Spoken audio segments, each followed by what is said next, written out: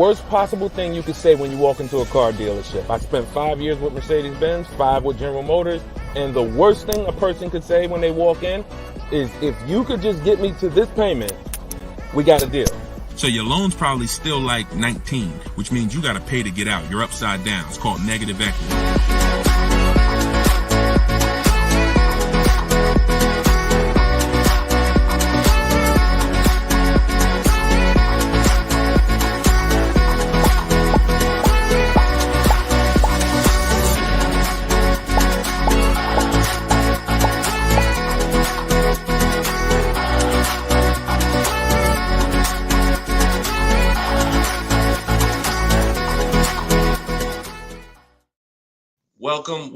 Welcome to episode 10 of Car Shopping Questions and Answers. I'm your host, Deshone the Auto Advisor.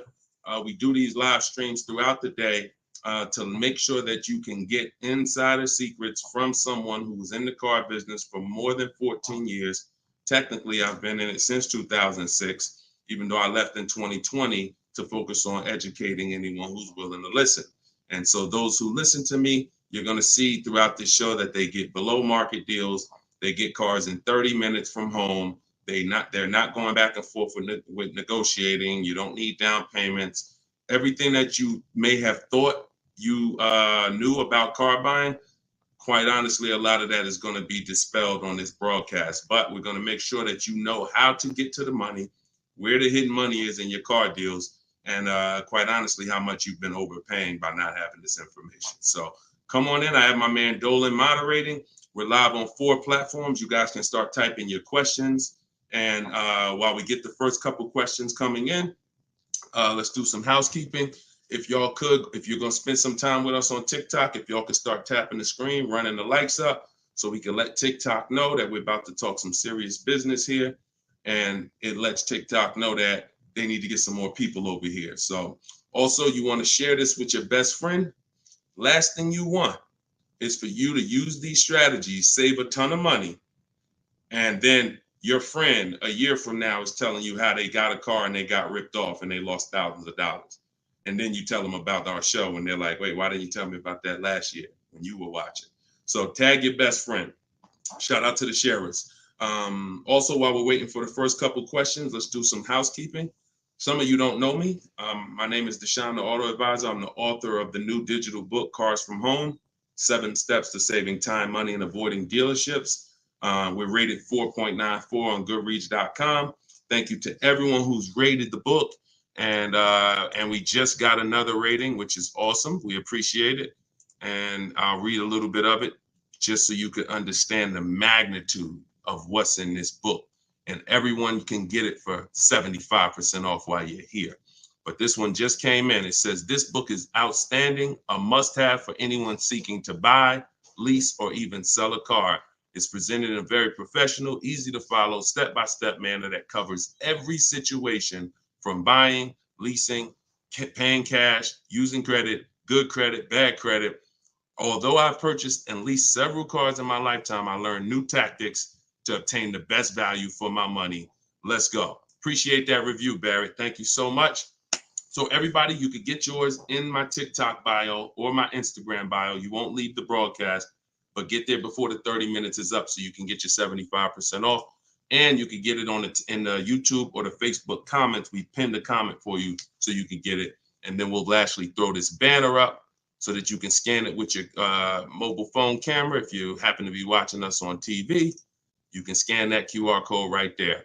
All right. So once we get the first question, Dolan, you can shoot it in, brother. All right. And look, if this is your first time, stay by your keyboards. This is a dialogue. This is not something you're just watching. I'm going to ask you questions, and I want you to type your response quick as possible so we can keep the dialogue going. Okay. Let me make sure I can see the Instagram comment. Okay.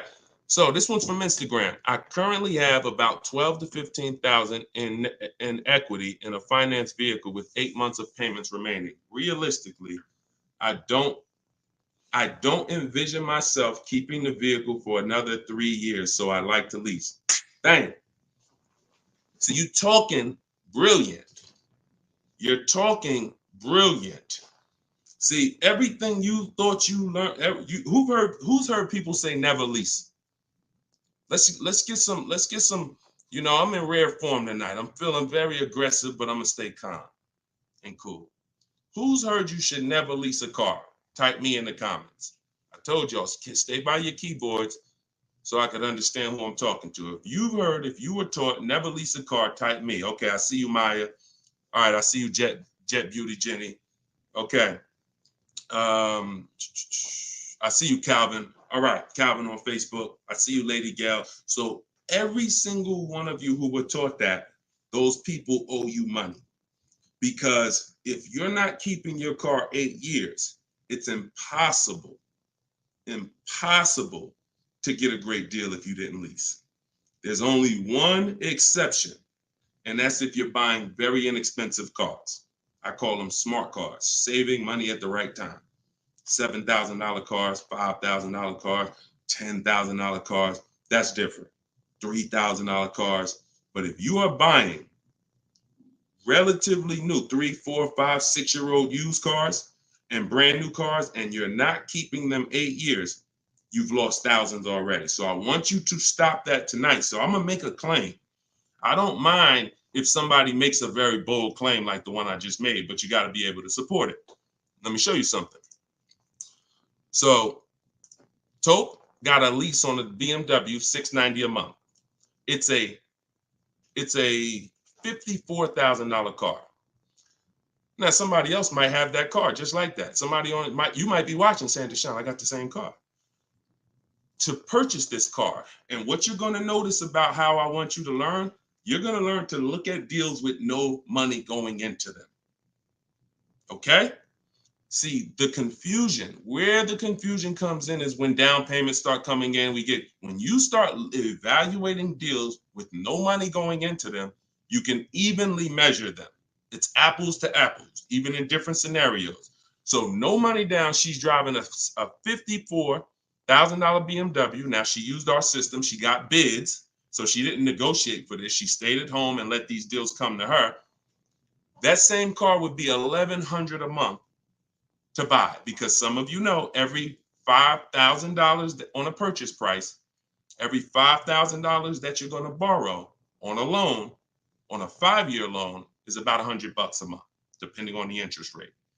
Now, I want to give you a scenario that will never happen, but I just want to hammer home that if you didn't lease, but you should have leased, you can't get a great deal. And we're going to stop doing that. Now, watch this.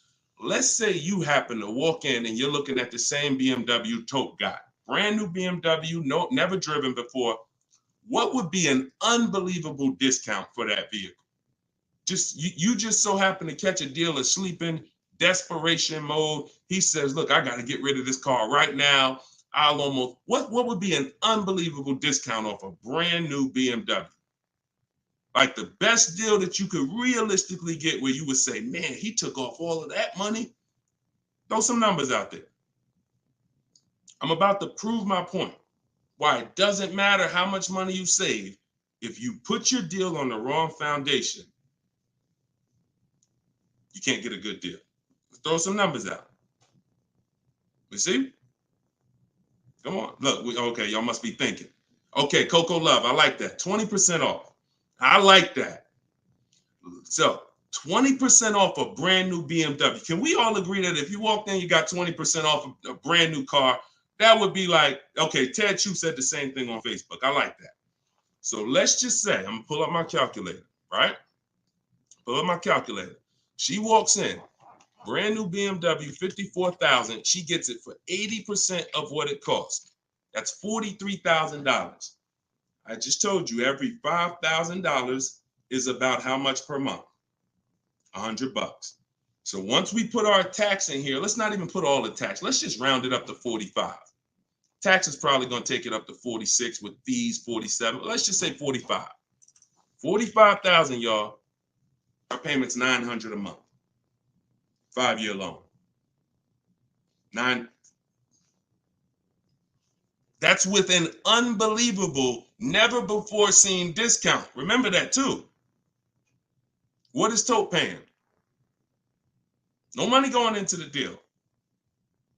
Do you see what I'm saying? Or if it's clicking, type clear. If it's clicking, that's an unbelievable, unheard of deal. Brand new BMW, desperate price. Please take it. I'm paying you to take it. Take 20% off the price.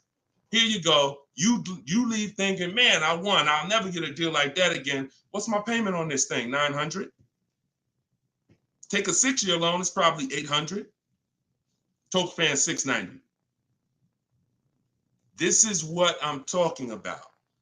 It is it does me or you no good for me to show you how we get bids, how we make dealers bid for our business, how we shop for new cars, how we shop for used cars, how we make banks and credit unions bid when you miss this. Lease, if I don't lease and I should have leased, no way to get a great deal. So that's why, and we could throw one more scenario in here, because some of you like Deshone, but I don't buy brand new cars. I know what you're thinking. Let's throw one more scenario. Let's say we get a great price on a used one. That same BMW, used one, great price on a used one. Let's say we knock 35, 40% off the price. 40%. Say we find a 40%. I don't want anyone to accuse me of saying, Deshone, these numbers are just a little too, you're skewing the numbers. We're going extra unrealistic in terms of trying to show, right?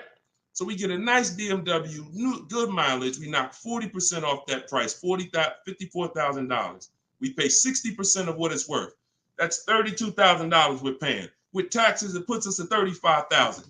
What's our payment? $35,000 on a loan. Every $5,000 is $100 a month. What's the payment? I got you, Jet Beauty. I'm doing this for you. She said, one more example. I gave you the brand new lease that Toke got. I gave you the brand new. It doesn't matter. You could go and be knock tons of money off on a new one. And here's the used one. $35,000. Every $5,000 is $100 a month. A payment $700 a month. So people are pulling up. Imagine 3 people pulling up side by side. Toke is in her new BMW 2024, paying $690 a month, no money down. Another buyer pulls up next door that never learned about leasing, but is not keeping their cars long term, because there is a place for buying. It's not about, everyone should be leasing. It's the 8-year rule. I'm talking about you short-term people. You're not keeping your cars 8 years, yet you believe the lies that you shouldn't be leasing.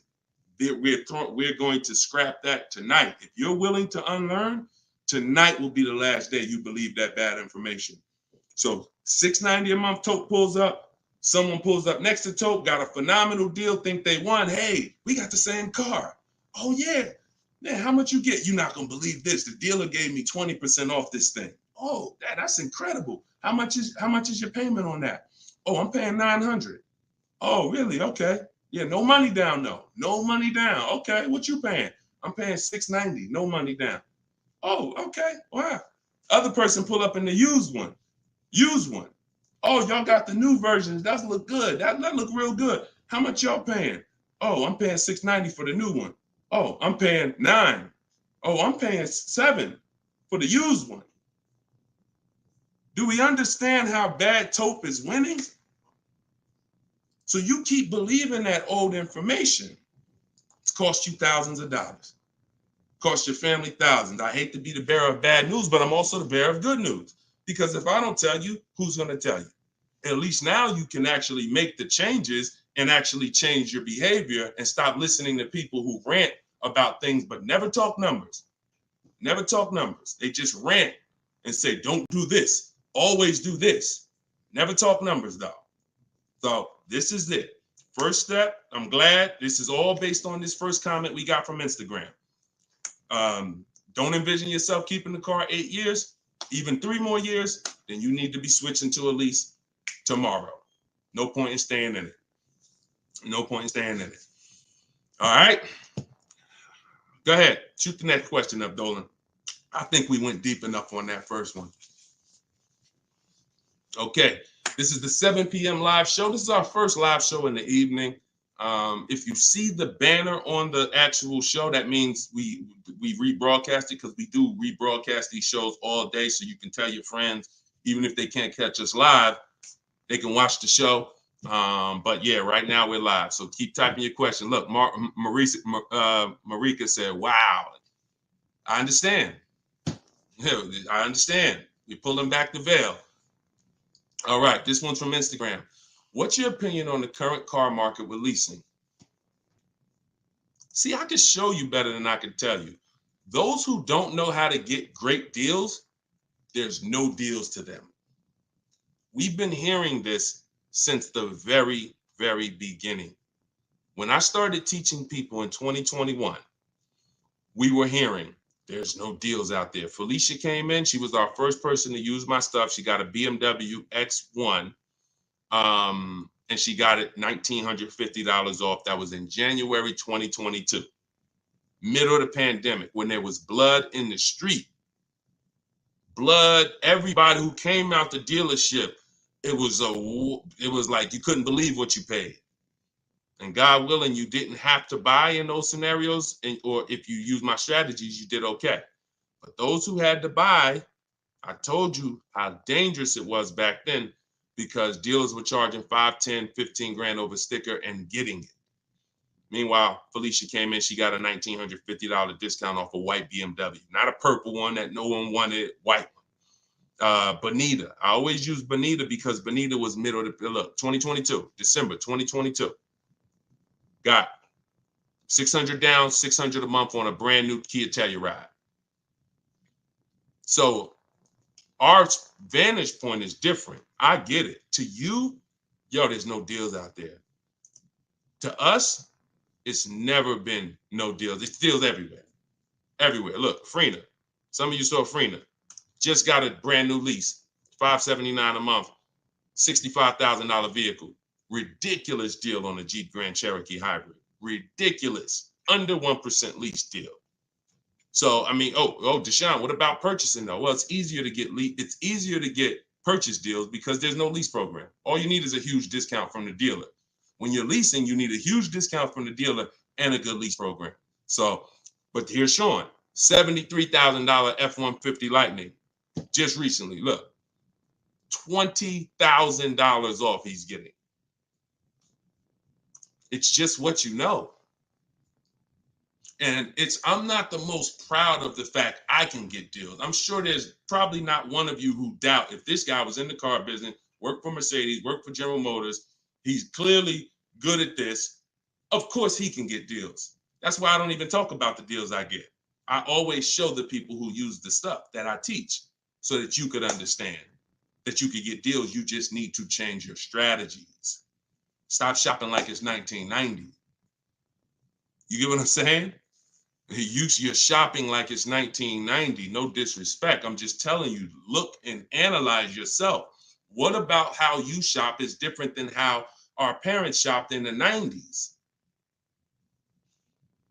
So this is what you need to change. And when you change and you start listening to what I'm telling you, you start sitting at home and you start going online and start making these dealers come to you and getting bids while you sit at home, making these banks come to you and getting bids while you sit at home, and not trading your cars anymore, getting bids from online buyers, you're going to save the same amount. You're going to save the same money they're saving. Easier than you've ever saved it before. Okay? Change your strategy. That's what we do here. Okay? All of this is out of my new book. You can put the next question up, Dolan. Cars from Home. It's a digital book. You can get it for 75% off in the TikTok comments. You won't leave the broadcast. It's normally $97. But you get it for $24 as long as you get there before the 30 minutes is up. It'll be in your inbox. Same thing in my Instagram bio. Click the link, grab your copy, and then we got comments in the comment section. We have the link pinned for you guys on Facebook and YouTube, so you can get your copy for 75% off. Okay. TikTok. How do I know what the percentage is for lease deals for Mercedes-Benz? When I return my lease, do I have to replace the tires and brakes? If they're bald, yes. Or you're just going to pay for them. And the same thing that would lose you money if you own the car, lose you money if you're returning the lease. If you have a big dent on a car and you go to sell it, people are going to take off money for that, right? If you go and sell a car and you like, hey, yeah, I want to sell this car, and everybody looks and the tires are completely bald, they're going to take off money for that, right? Exactly. So you have to, now you don't have to run, now most leasing companies give you wear and tear. So I know you may have been thought, oh, I got to keep a lease perfect. No, absolutely not. They give you normal wear and tear.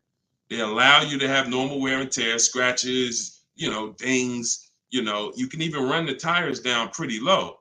But when you start getting excess wear and tear, bald tires to the point where they're dangerous, dents, big dents, cracks in the glass, this stuff you're going to be billed for. And that's perfectly natural. Now, in the case of what is a good lease deal for Mercedes-Benz, it's not brand specific. Watch this, y'all. A good lease deal is a good lease deal no matter what. See, the name of the game with leases, if you're not keeping your cars 8 years, because there's a different way to win with cars, and that's keeping them long enough to where they're not depreciating a lot anymore. That's usually going to be at least 8 years before you start winning, and you can catch up with the good deals that lease people are getting. You see these payments they're paying. You saw the scenarios I put when, buying the used car, leasing, getting a great deal, buying the new car. In order for them to catch up to that lease deal, they need to keep their cars a very long time, 8 years minimum, so that they can start to recoup some of the money they're putting into these cars that a person who's leasing isn't. So long-term ownership is the way to win. 8, 10, 12, 15 years. Leases, great lease deals is the way to win. But that middle stuff, buying cars, switching them in 2 years, loss. Buying cars, switching them in 4 years, loss. 6 years, loss. Leasing the car and then buying it, so you go from a lease to a purchase, different, loss. You're stuck in the middle. So when we're looking at lease deals, y'all, we're using an old principle, which is the 1% rule. The 1% rule on great lease deals has always been around. As long as I've been in the car business, it was around. So if your lease deal was 1% of the MSRP of the car with no money out of pocket, you stole the car. You stole a car. And I got tons of those deals. I never paid more than that. Before 2019, that was my last time I leased, I had 4 Infinities, and I had 2 Pontiac G6s when I was with GM, and I had a Jeep Grand Cherokee. Those are the cars that I have leased. Matter of fact, I only leased one of the Pontiacs, then I bought a used one. So I had 1 Pontiac, 4 Infinities, and 1 G6. And 1 Jeep. 6 leases I've had, all under 1%. So that's a steal. But what I found is people were signing bad lease deals and not knowing, well, what's a bad lease deal? If that's a steal, then what's a good lease deal and what's a bad one? The only parameter for a bad lease deal is you paid too much for a car you're giving back. So if you pay, and I created the 1.5% rule, what that looks like is if you're leasing a $40,000 car and your payment's 1.5%, 1.5%, that's $600 a month. That is the max. Because when you multiply that by 36 months, you're $21,600. On a $40,000 car, once you take your taxes and everything, you're probably about 44. So paying 21 over 3 years, not that bad. That's the max though. That is the max. Max, you don't go into a dealer, hey, man, you got to get me under 1.5%. No one who's learning from me has a goal to be at 1.5%. If that's the best deal out of all the offers we get, then that's different.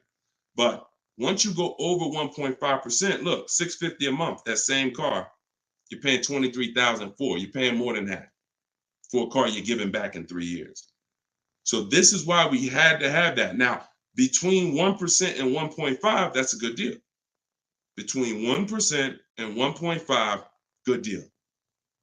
And what's going to dictate where you land on that spectrum is if you're getting bids, because you're not going to get the lowest price from a dealer without getting at least 5 offers. I told you, 80% of dealers are overpriced. Remember that. If you can grasp that, I want you to type the number 80, because you need to understand 80% of dealers in the country are overpriced.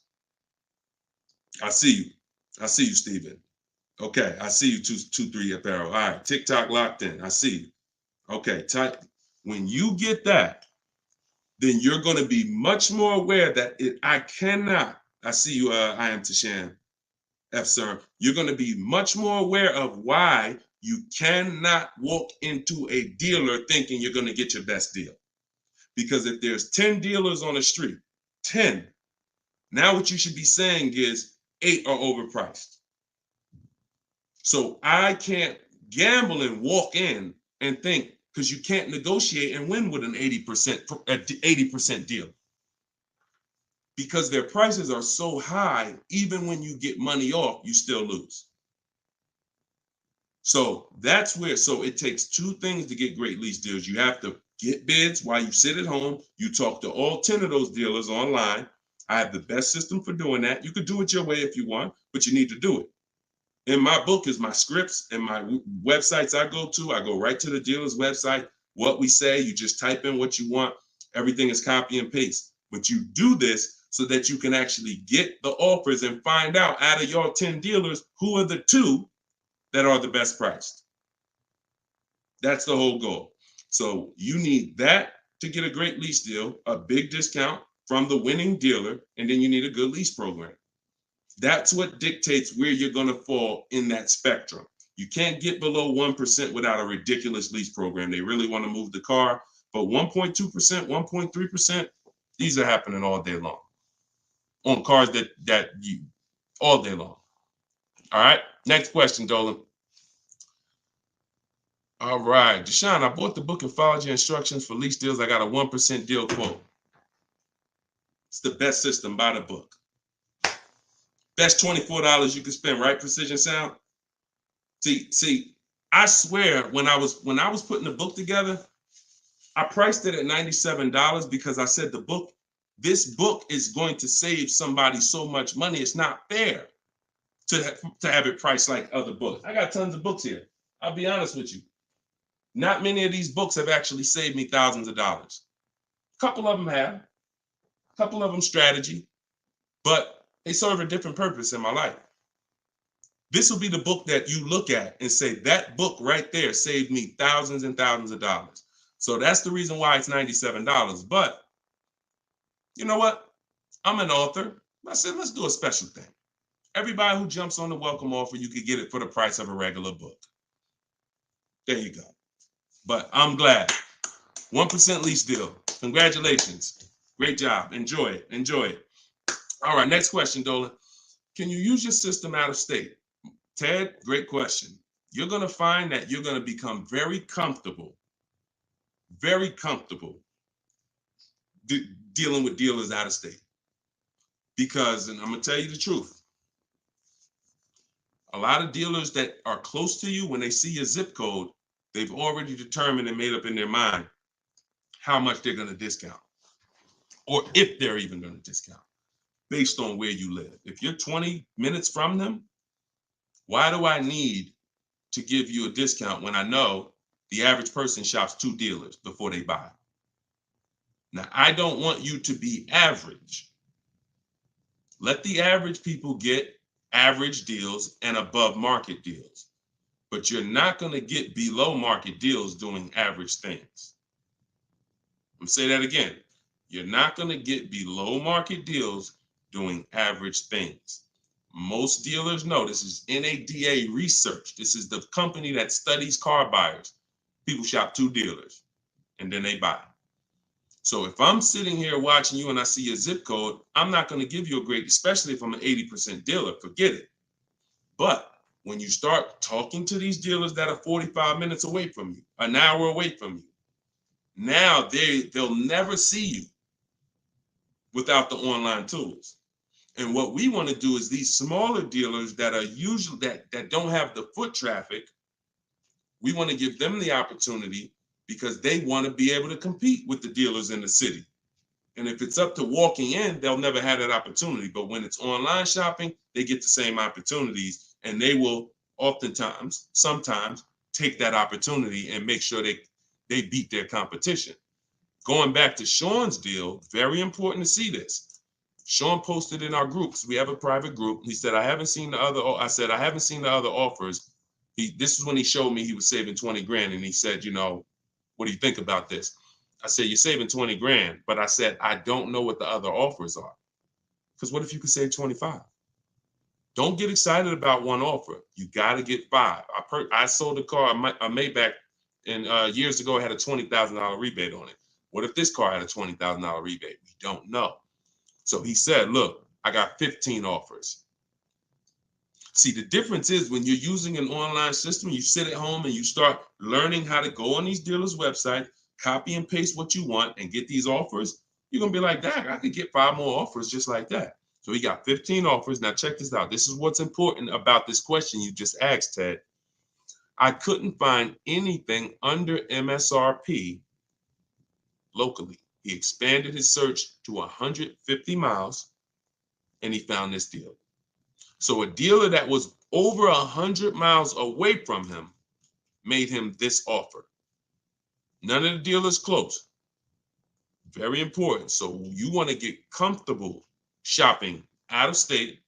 And when you know how to do it the right way, especially on new cars and leases, it's easy because it's new cars. They're cookie cutter. You know, everyone has the same. Little bit more precision when you're buying a used car. But even that, don't be scared. We've had plenty of people drive an hour to get a used car, hour and a half. If that's where the best price used car is, if I'm saving $4,000, I'm gonna go over there. I'm gonna get a hotel room for $60, and I'm gonna get my car. I'm going to where the money is, not staying here because I want to be comfortable and I'll just pay more because I just want to be convenient. You know what I'm saying? Great question, though. Go ahead, Dolan. Next question. Steven, you clicked that picture of me. He said, what do I click to get the book? Click that picture of me. Even on Instagram, there's a picture of me at the top. And you can go right to that website and you'll see a button at the top that says get the book for 75% off. So get your book before the 30 minutes is up so you can get your 75% off. This is Thomas on Facebook. What's your opinion on military members using this method? I move every 3 to 4 years. So do you think it's wise to get rid of my car note to own and lease? It's a great question. You need at least 3 years. If it's 3 years, that's fine. I don't want you trying to worry about breaking a lease contract 2 years in, or a year and a half in. If I knew it was shorter than that, then I wouldn't be investing a lot of money in cars. I'd have like a, $10,000 car, $8,000 car, because you can't replace cars that fast. Some of you know I do this all the time. I show you, this is the depreciation scale. Whenever you see this, you think unseen. This is the unseen expense, the depreciation scale. This is why when you buy a car for $30,000 today, what is it worth tomorrow? If you buy a car for $30,000 today, I want to teach you how to see the hidden money. I call this the hidden money, the unseen expense. You buy a car for $30,000 today, what's it worth tomorrow?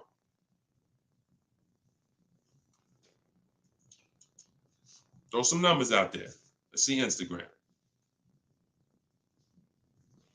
I'm just talking 24 hours later. You bring the car back 24 hours later. Is it still worth $30,000? Right? Look, iHeart said 22. Maybe not that much the next day, but you could be.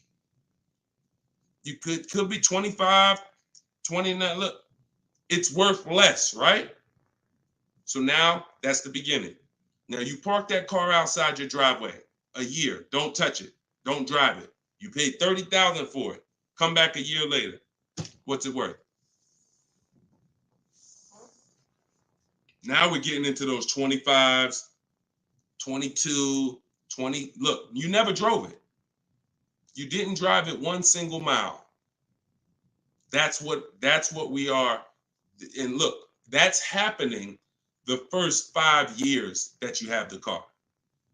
Now, there's one exception, Thomas, if I'm you.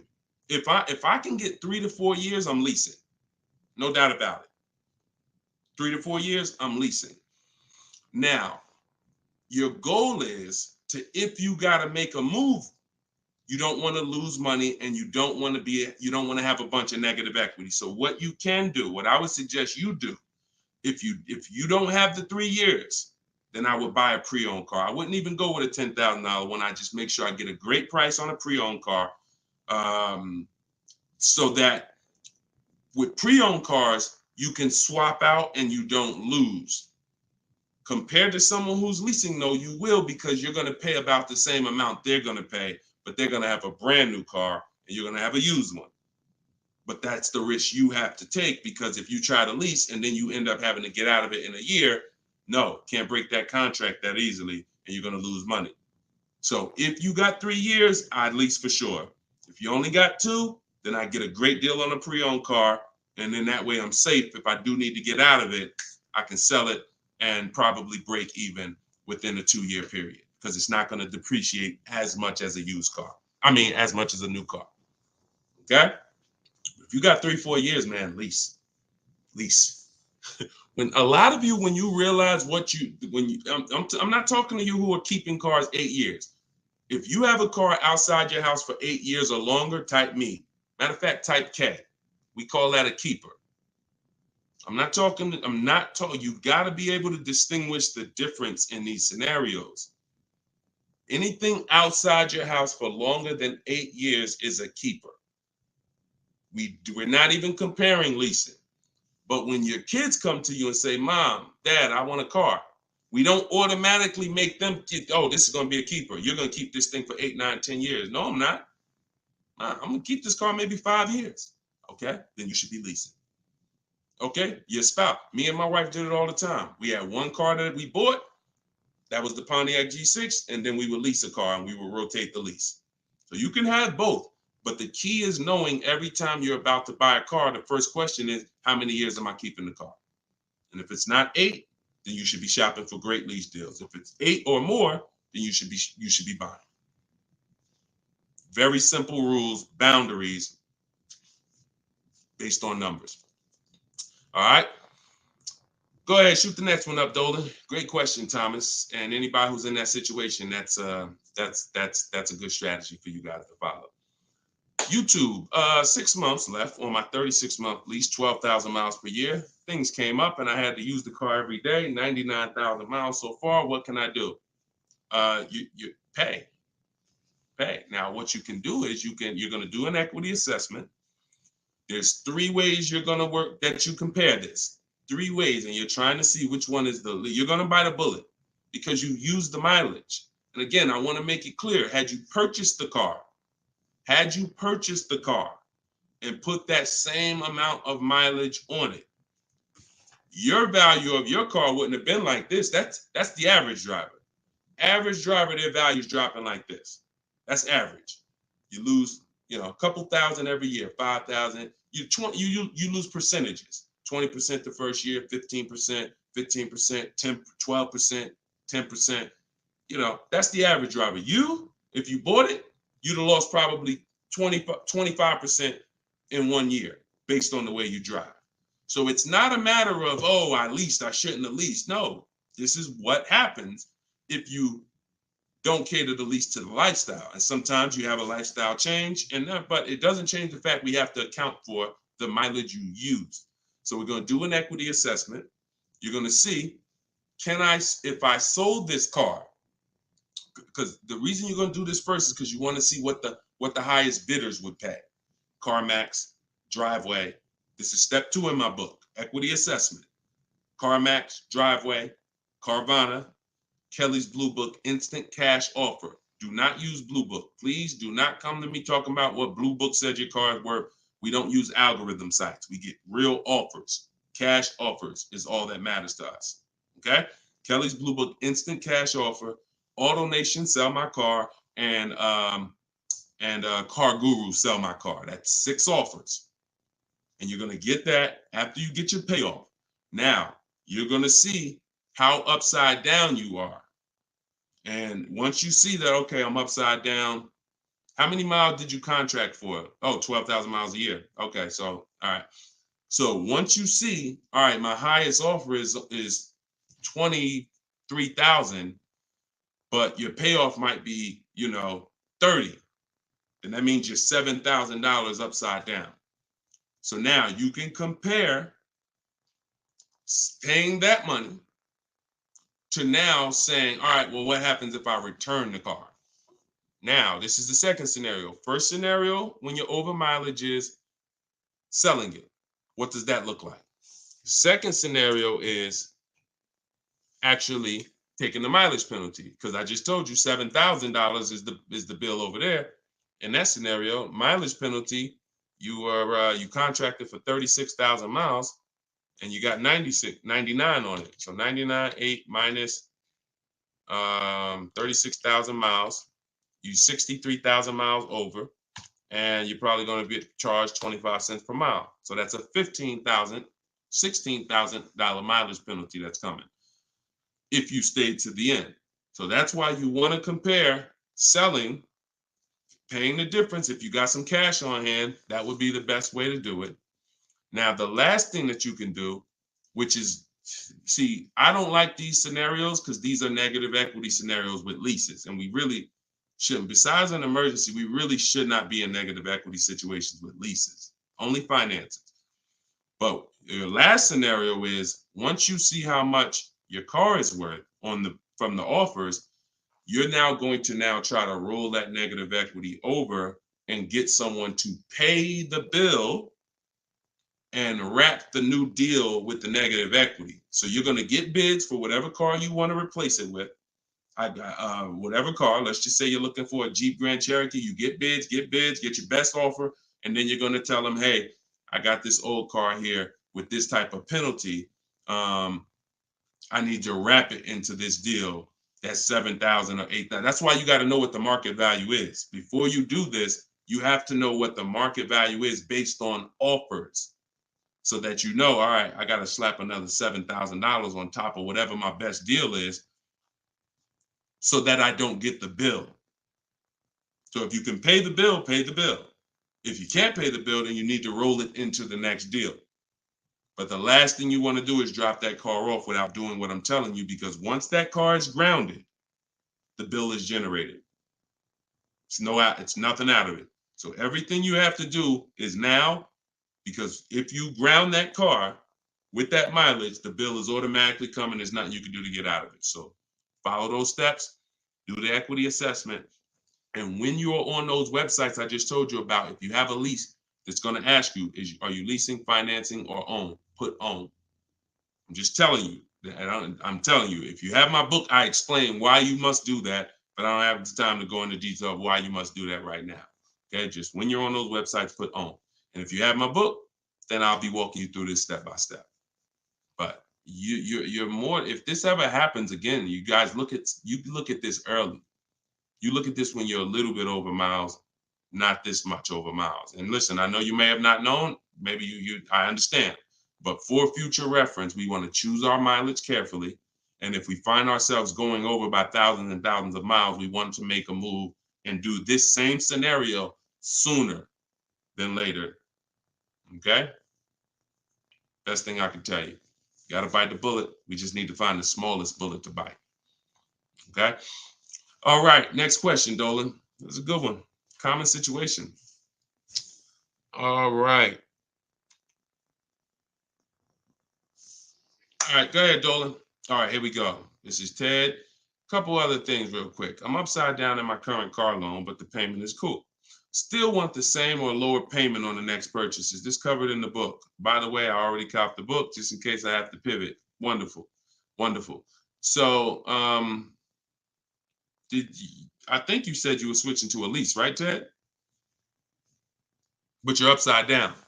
So if you are in a finance, what you're going to find with great lease deals is you can usually switch, and if you use what's in that book, get your great lease deal, you'll usually even bring in some negative equity over, you're still going to be in a comfortable payment range, because a purchase is so much higher than a great lease deal. So a purchase, unless you put a ton of money down, a purchase is just so much but you can't control that. All you can do is do your equity assessment, like I walk you through in the book, and then determine what you're going to do with the negative equity. Pay the difference or transfer it. And once you're transferring, you get your bids, and then you bring your negative equity on top and you see what it is. There's no point in worrying about what you can't control. But I can tell you that most times switching from a lease to a finance to a lease, you're getting more car and you're usually dropping your payment, especially if you buy new cars. If you buy new cars, forget it. You're dropping your payment dramatically.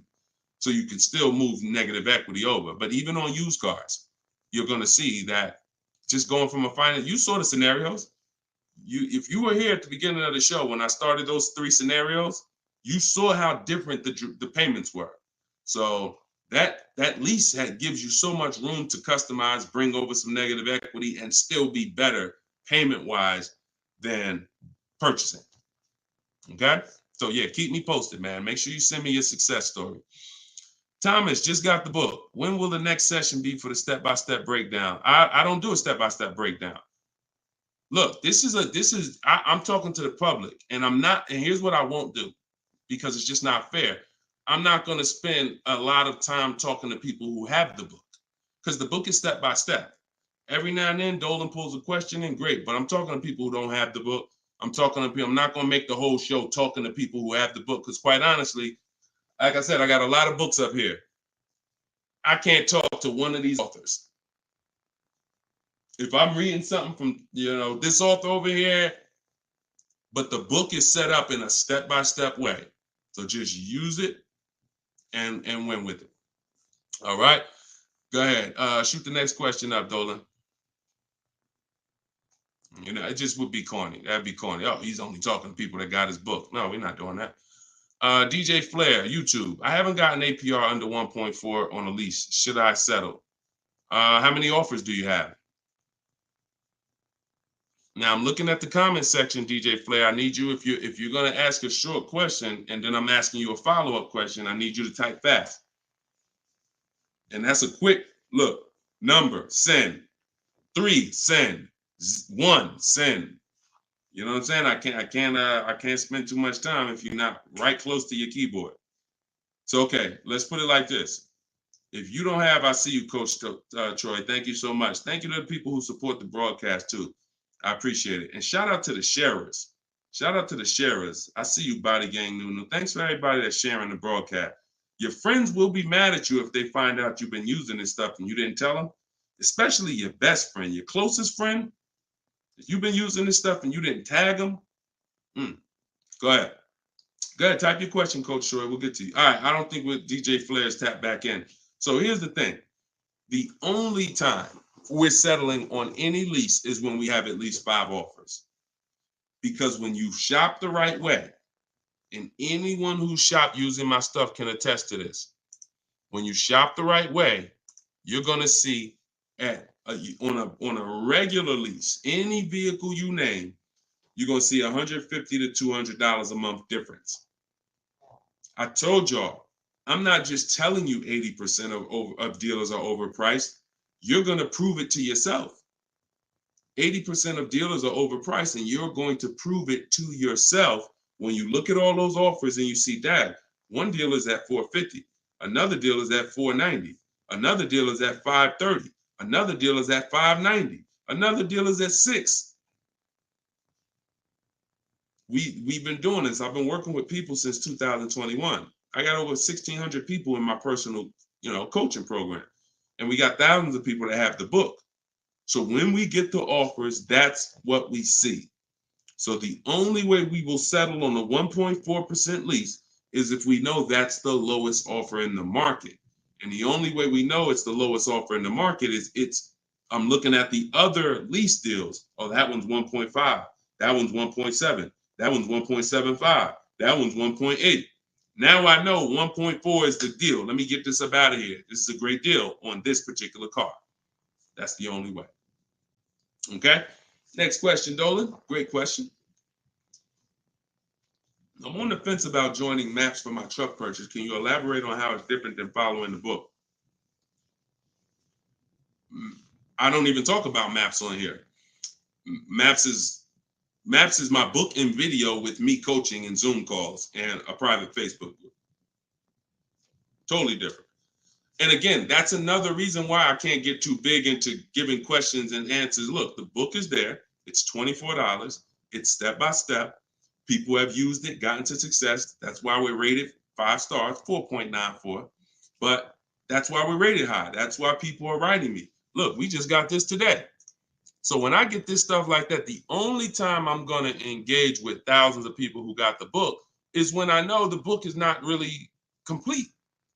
It's not complete, but we know the book's complete. So when Tiffany sends me this, look, I just got this from Tiffany. Look.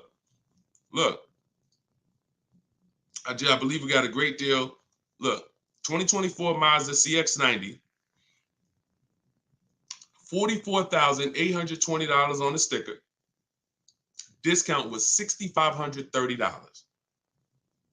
That's ridiculous. That was her best offer of all her bids.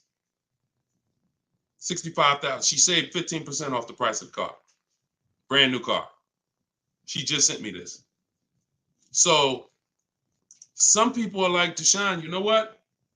I can follow the book. This is my thing. You laid it out step by step. Step 1, 2, 3, 4, 5, 6, 7 is delivery. Step 7 is literally getting ready for delivery. So, but Maps is totally different. Maps is the program I launched in 2021 that I work personally with people. We do coaching calls, and we and everything in the book is in video form. So you're not reading, you're just watching step-by-step video. So you could email me about that, and we could talk about that another time. All right? You get what's right for you. Go ahead. Next one, Dolan. All right. What if you drive too many miles daily? You just pick your miles. You choose your miles wisely. You can see, here's what I want you to understand. Now, if you were on the show a little earlier, we talked about how you're going to pay whether you, and bring in, Dolan, can you bring in Coach Troy's question on TikTok? Here's what you have to be very clear on. You pay for the miles whether you purchase or lease. That's why I want you to think about that. Depreciation scale. If I drive 0 miles, my car is worth less in a year. If I drive average miles, it's worth less in a year. If I drive high miles, it's worth less in a year. Ain't got nothing to do with whether you leased it or you bought it. If you bought it, that's what's happening. So the purpose of the lease is to know I'm not keeping my car 8 years. So I'm going to look to replace the car while it's dropping in value like this.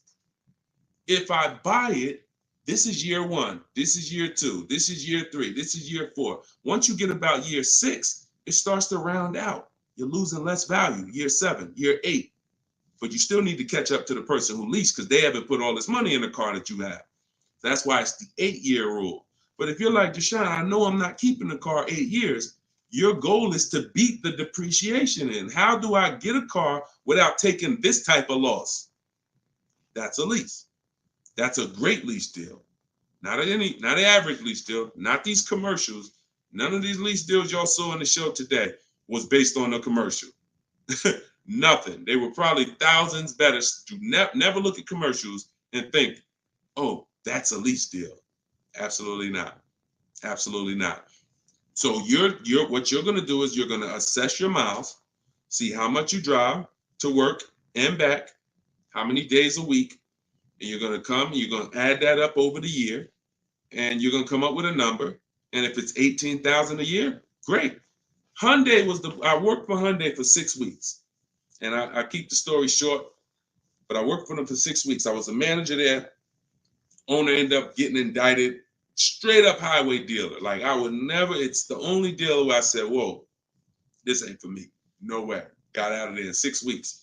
Gave them their car back that they had me driving. I said, I appreciate it. God bless you. So I end up getting, I had a person who was dropping off their lease. And I was doing the paperwork to ground the lease for them. Hey, I was doing the work to ground the paperwork, and to ground the lease, and I saw that he had like 70,000 miles on the car. And I said, "You lease this?" He said, "Yeah, man, I always lease." I said, "Wait, you in sales?" No, he told me. He said, "Yeah, I'm in sales. I drive over 20,000 miles a year. I used to buy my cars, and I just be, all this negative equity. I had to put big down payments. I just, once somebody showed me about leasing, I never stop. I pay my payment, I bring it back after 3 years, get a new one every 3 years." I said, "Wow, that's crazy." Then I looked at his payment, and I saw his payment was only like $150 a month more than a normal payment. It wasn't $500 more a month. It was $150, $175 more to get the additional mileage that he needed. I said, "Man, I'm telling everybody about this," because I had high mileage drivers coming in with same amount of mileage on that he had, 70, 80,000 miles, except they bought it. And now I'm like, "Hey, you got like 12,000 negative equity because your car, you got so many miles on it." And they're like, "Yeah, I know." So before I learned that about high mileage leases, that's what I used to do. I didn't understand it, but now forget it. And that was back in that was 2016. So everything I've learned, I bring it to the public, and I've learned from seeing bad scenarios. So no matter how many miles you drive, as long as you're not doing like Uber or Turo or something where you're renting the car, you're just putting like as many miles as you can on it a year, and you don't really know how much you're going to put on. As long as that's not the case, it's predictable, then for sure. I have 2 strategies in my book for high mileage drivers that don't keep cars 8 years. 2 strategies: high mileage lease, and then something I call 2 cars, 1 payment.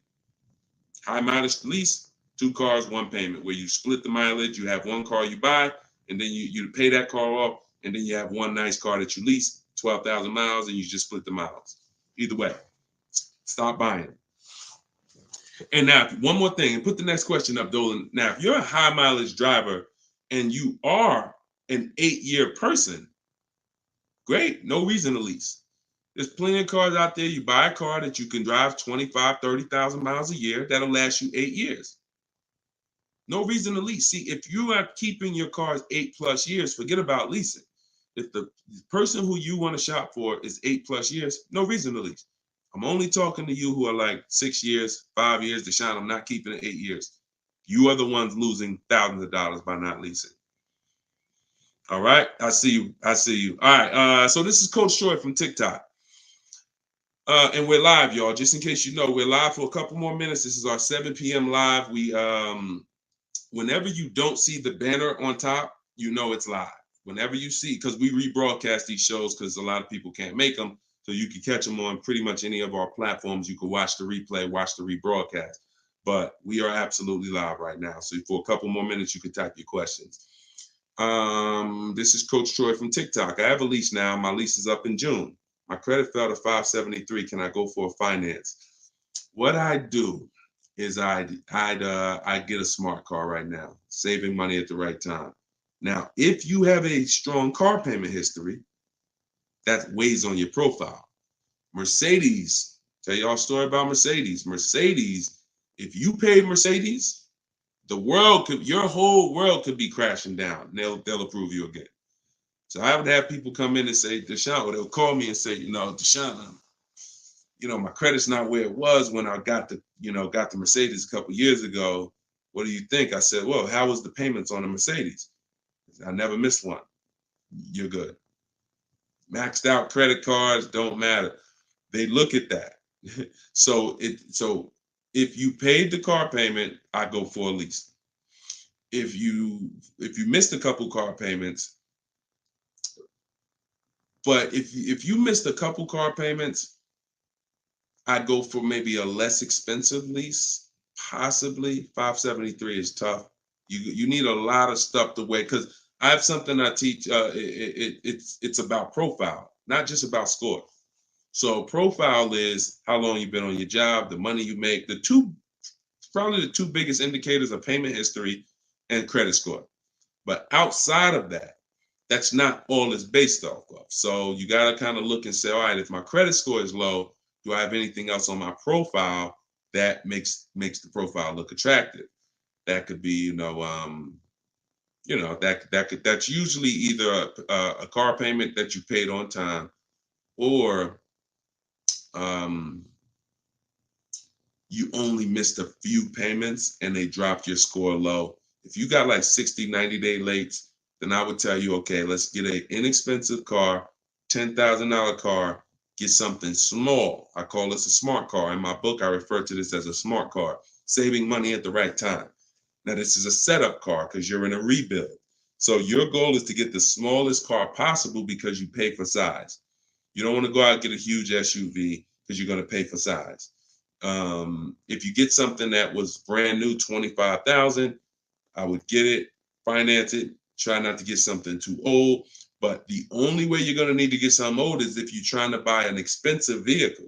If you're trying to buy a Jeep Grand Cherokee that's $45,000 brand new and you're trying to get it for 10 grand, you're going to need it. Old one, and that's usually a sign that we're looking at too much car.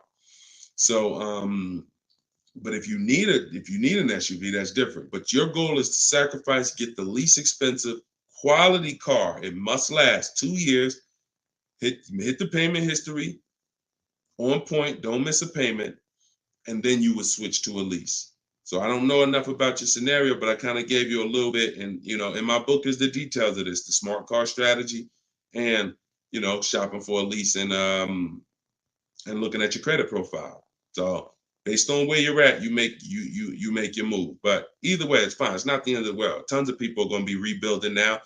Just make sure you're doing it right so that you don't set yourself back with your next car. You want to set yourself up. And a lot of people, when they're in a tough situation, they make another decision that actually sets them back. Okay? Go ahead. Next question, Dolan. Okay, I see. High pride BMW lease. Thanks, Coach Cho. Forget about the gifts. Just get the book. I appreciate you sending the gifts, but I'd rather you have the book because I want you to win. Okay, take all that money you just gave on the show, and I appreciate it, and get your book so you can make sure that you win for the rest of your life with cars. But thank you. Go ahead. This one's YouTube. Where's Instagram at? Instagram, y'all quiet this evening. Y'all started out the show with a lot of questions, and now y'all quiet. Let's go, Instagram. Type your question. And the thing about Instagram is, if you hit that little paper airplane next to the comment box, you can share this with like 30 of your friends. And I guarantee you, every single one of them will thank you. Every single one of them. We don't dance. We don't tell jokes over here. All we do is talk big money. Guarantee they'll thank you. So, all right. This one, Diana from YouTube. Am I liable for a vehicle that I didn't take possession of?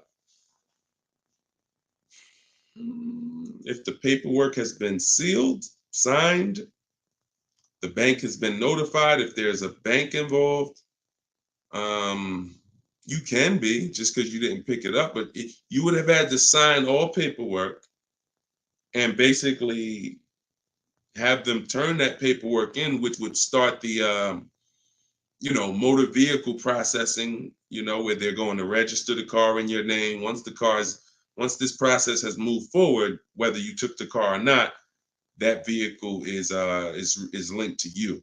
In which case, yes, you are liable. But yeah, it depends. I hate buyer's remorse. Buyer's remorse sucks, y'all. Buyer's remorse comes. You only get buyer's remorse two ways. You got a bad car or you got a bad price, or both. So you need boundaries to get good cars, quality cars. Choose the right cars that you're gonna like, gonna love, gonna enjoy, so that you don't regret the car. Boundaries to make sure you get a quality car, not a car that's gonna be in the shop, not a car that's gonna break down. Boundaries. You need strategy to make sure you actually get enough offers, so when you accept the offer, you paid the lowest price possible. Offers. So those two things, two types of buyer's remorse: the car and the price. The car, that you're shopping, how you shop, choosing cars, taking your time, knowing what websites to go to make sure the car is quality, going to test drive the cars if you're leasing or buying a new car. That's the shopping boundaries. That's how you make sure you don't get a bad car. When you're looking at a used car, narrowing it down, title history, service records, accident history, and then the strategies. The other buyer's remorse is, I don't like the price. I think I could have paid less. I think I'm overpaying. I'm not comfortable. That comes from getting bids and looking at multiple offers. Got to use this. If you don't use this, that's going to continue. It's impossible for you to eliminate that without those two strategies. Boundaries, shopping strategy. Okay? I hate buyer's remorse. Go ahead. No problem, Coach Troy. I appreciate you. Go ahead, Dolan. Next one. Okay. Oh, we got another success story. Let's go. Okay. Thank you, Gina. YouTube success story. Just ordered a 2024 BMW X3 M40 for almost $4K off MSRP plus $3K military discount. Would have never thought about this being possible. Followed your car shopping for people who hate car shopping book. Don't make me drop the microphone up in here. Gina, $7,000 she's saving from home, getting bids. See, look, I love this. I love this. This is empowerment right here. Forget all that other stuff. Forget all the other stuff. Is if you use something and it does not save you money, throw it out. But you got to use it. I knew that if you're willing to use what's in my book, if you are willing to take it, trust my process, these are the results. You don't have to be me. You don't have to be Deshone. Gina's not me. Gina didn't even know about this a month ago. Got the book, used the step-by-steps, saving $7,000 off a brand new BMW M40. X3 M40. Come on. Come on. Congratulations. Enjoy it. Great job. I had dealers beating other dealers' prices. I see. Come on. That's the language that I want you talking. That's empowerment right there. There's no buyer's remorse. There's no potential for buyer's remorse. How? I got dealers competing. Yo, all right, you the best right here. You won. The heck? There's no room for buyer's remorse when people were competing, jumping through hoops. Hey, pick me. Here's my offer. Here's my offer. Here's my offer. Come on. All right. I love it. Good job, Gina. Okay, to everyone else who's like, what book did she use? That's my new digital book. It's called Cars from Home. It was originally called Car Shopping for people that hate car shopping, but now it's called Cars from Home. 7 steps to saving time, money, and avoiding dealerships. Has all my templates for new cars, used cars, leases, everything in there. And it's normally $97, but in my TikTok bio, you can get yours for 75% off. In my Instagram bio, click that link and then get your book.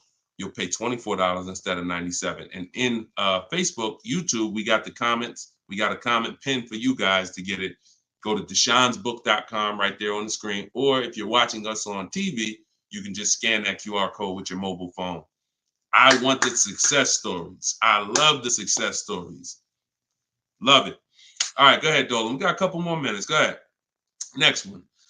Okay, this one's Maria from Instagram. Apologies. I had to serial earlier, so I probably missed the answer. Do we include the fees into the payments when calculating the 1.5% rule? Absolutely. Now, the simple way is you don't have to worry about the fees. You're getting offers. Here's all that's important, Maria, when we're getting our lease offers. Total out of pocket is first month's payment only. If someone submits a deal with no first month's payment, you $2,000, $3,000, because some of them will do that. Can you please, resend the offer with just first month's payment? Then 12,000 miles per year. Then we're getting at least 5 offers. And then what we're doing is we're dividing the monthly payment into the MSRP. Dividing the monthly payment into the MSRP, not the selling price. Doesn't matter the selling price. The selling price is what affects the percentage. That affects the percentage. You need the MSRP so you can judge the deal. MSRP. Divide that into the MSRP. That's all you need to know when looking at lease offers. So I can look at 20 lease offers from 20 different people, As long as they are using the format that I told them to submit me the offer in, I can compare 20 offers in 60 seconds, maybe 2 minutes. Boom, boom, boom, boom. All right, this dealer made the best offer. Very simple. Don't worry about fees with leases. Just do those percentages. Everything else will slow you down. All right, great question. All right, wasn't it fun? Look, Precision Soundworks said, wasn't it fun following his steps? I just gotta put that on it. Listen, this game, oh man, come on. Wasn't it fun following his steps? Because you're in control. You're in control. It's fun being in control when you've been buying cars. You've been out of control for all your life. You felt intimidated. You felt like, oh, they're gonna get over on me. I'm gonna say the wrong thing. I'm gonna do the wrong thing. Now it's the total opposite. You're in control. So it becomes fun. My man. I love it. All right, go ahead, Dolan. Okay, this one's from TikTok. My brother totaled my car with only liability insurance. What should I do? Talk to the insurance company. Being underinsured is a real thing. That's called exposed. You're out there with exposure. So liability insurance, yeah, and hopefully it was a very inexpensive car, like a $3,000, $4,000 car. You know, I hope you weren't. You know, hope it wasn't like a $10,000, $12,000, $15,000, $20,000 car. This is why insurance exists. I'm sorry to tell you, like that's some of the worst scenarios. But you know, being underinsured is a real thing. You know, so make sure you're using. I use a company called Insurify.com or Jerry to shop insurance. It shops all the companies for me because you should be shopping for car insurance every single time your car insurance is up. And you know, but yeah, you got to be properly insured because these things happen. Say, look, gap insurance. A lot of people don't know. People will say, "Oh, I won't buy gap insurance," or they'll say, "When I go into the office, never say no to everything." Well, if you needed gap insurance or you needed the right coverage, we either get it from the dealer or we call our insurance company. There's other insurance companies that sell gap insurance, but before we get it from the dealer, we'll call our insurance company or we'll go online. But if you total your car and you owe 25, but the car's net value was 20, you got a $5,000 bill coming. Totaled your car, lost your car. Now here comes a $5,000 bill. Hey, what happened? Gap, exposed. So this insurance thing is very real. So please make sure. I mean, I hope it works out for you, but make sure you have proper insurance coverage. All right, go ahead, Dolan. All right. Great questions. Great questions.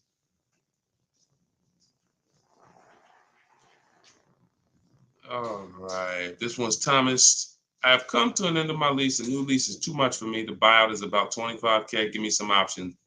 Unless you got 5 offers, that doesn't mean anything. See, the problem is you didn't get 5 offers. So you probably got a lease quote from an 80% dealer who you've been buying cars from, leasing cars from. You come in, hey, what's a new one going to cost me?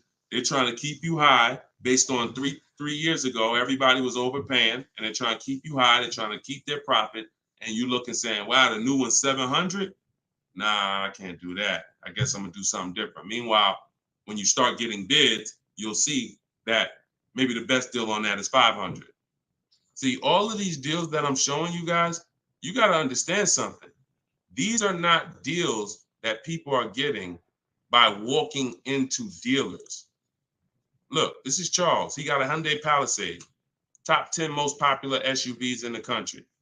$48,000 vehicle, $597 a month. $597 a month.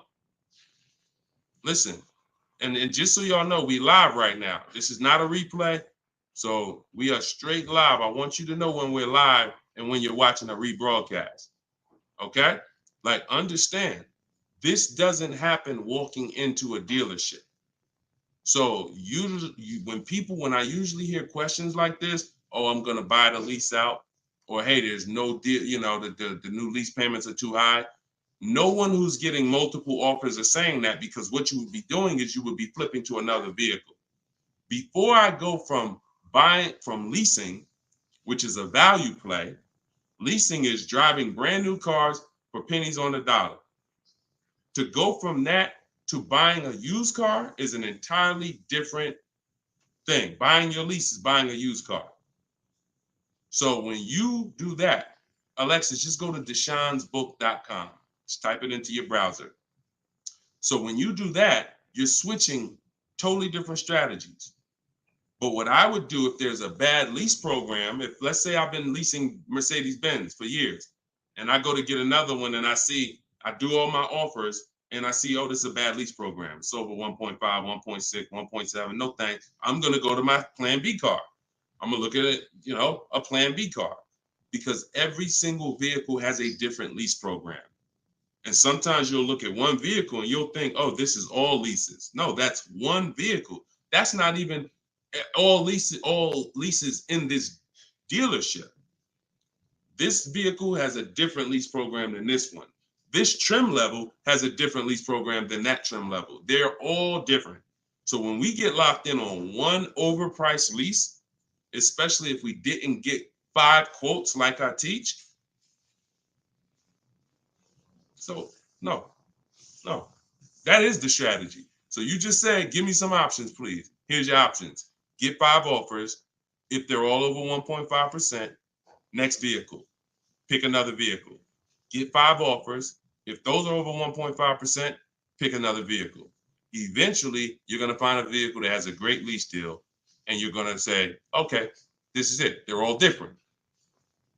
If you're using my book, you can do this in 60 minutes. Your first time using this, it'll probably take you 90 minutes to do the process. Second time, you should be around 60. I want you guys, by the time you use this 2-3 times, you'll be getting car. I can get any car I want, get the best offer, look at the whole market in 60 minutes, 45 minutes, 60 minutes. So that's not going to be your first time. 90 minutes probably the first time. But this is 90 minutes. By the time, that's not one trip to the grocery store. It's not even one trip to the grocery store. All right, y'all. We've been on for an hour and 18 minutes. We like to keep these lives around an hour and 15. We're gonna wrap. We'll be back. Listen, this is what we do. Shout out to the surprise success stories. Thank y'all to everybody who spent some time with us. Everything that I taught tonight, everything I taught today is out of my new book. It's called Cars from Home: 7 Steps to Saving Time, Money, and Avoiding Dealerships. It's the science of shopping from home online the right way. There's tons of people who try to shop online.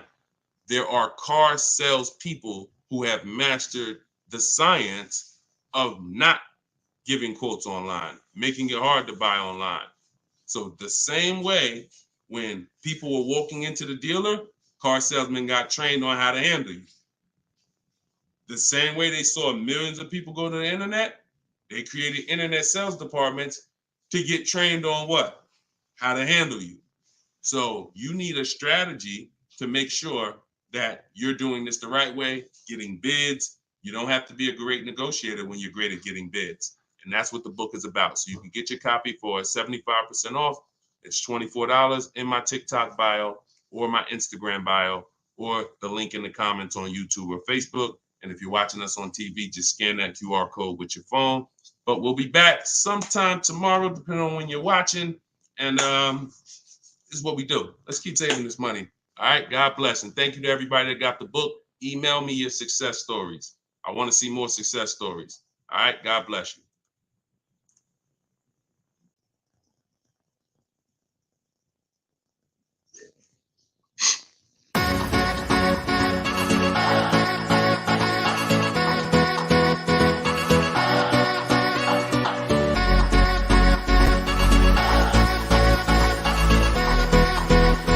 The worst possible thing you could say when you walk into a car dealership. I spent 5 years with Mercedes-Benz, 5 with General Motors, and the worst thing a person could say when they walk in is, if you could just get me to this payment, we got a deal. So your loan's probably still like 19, which means you got to pay to get out. You're upside down. It's called negative equity.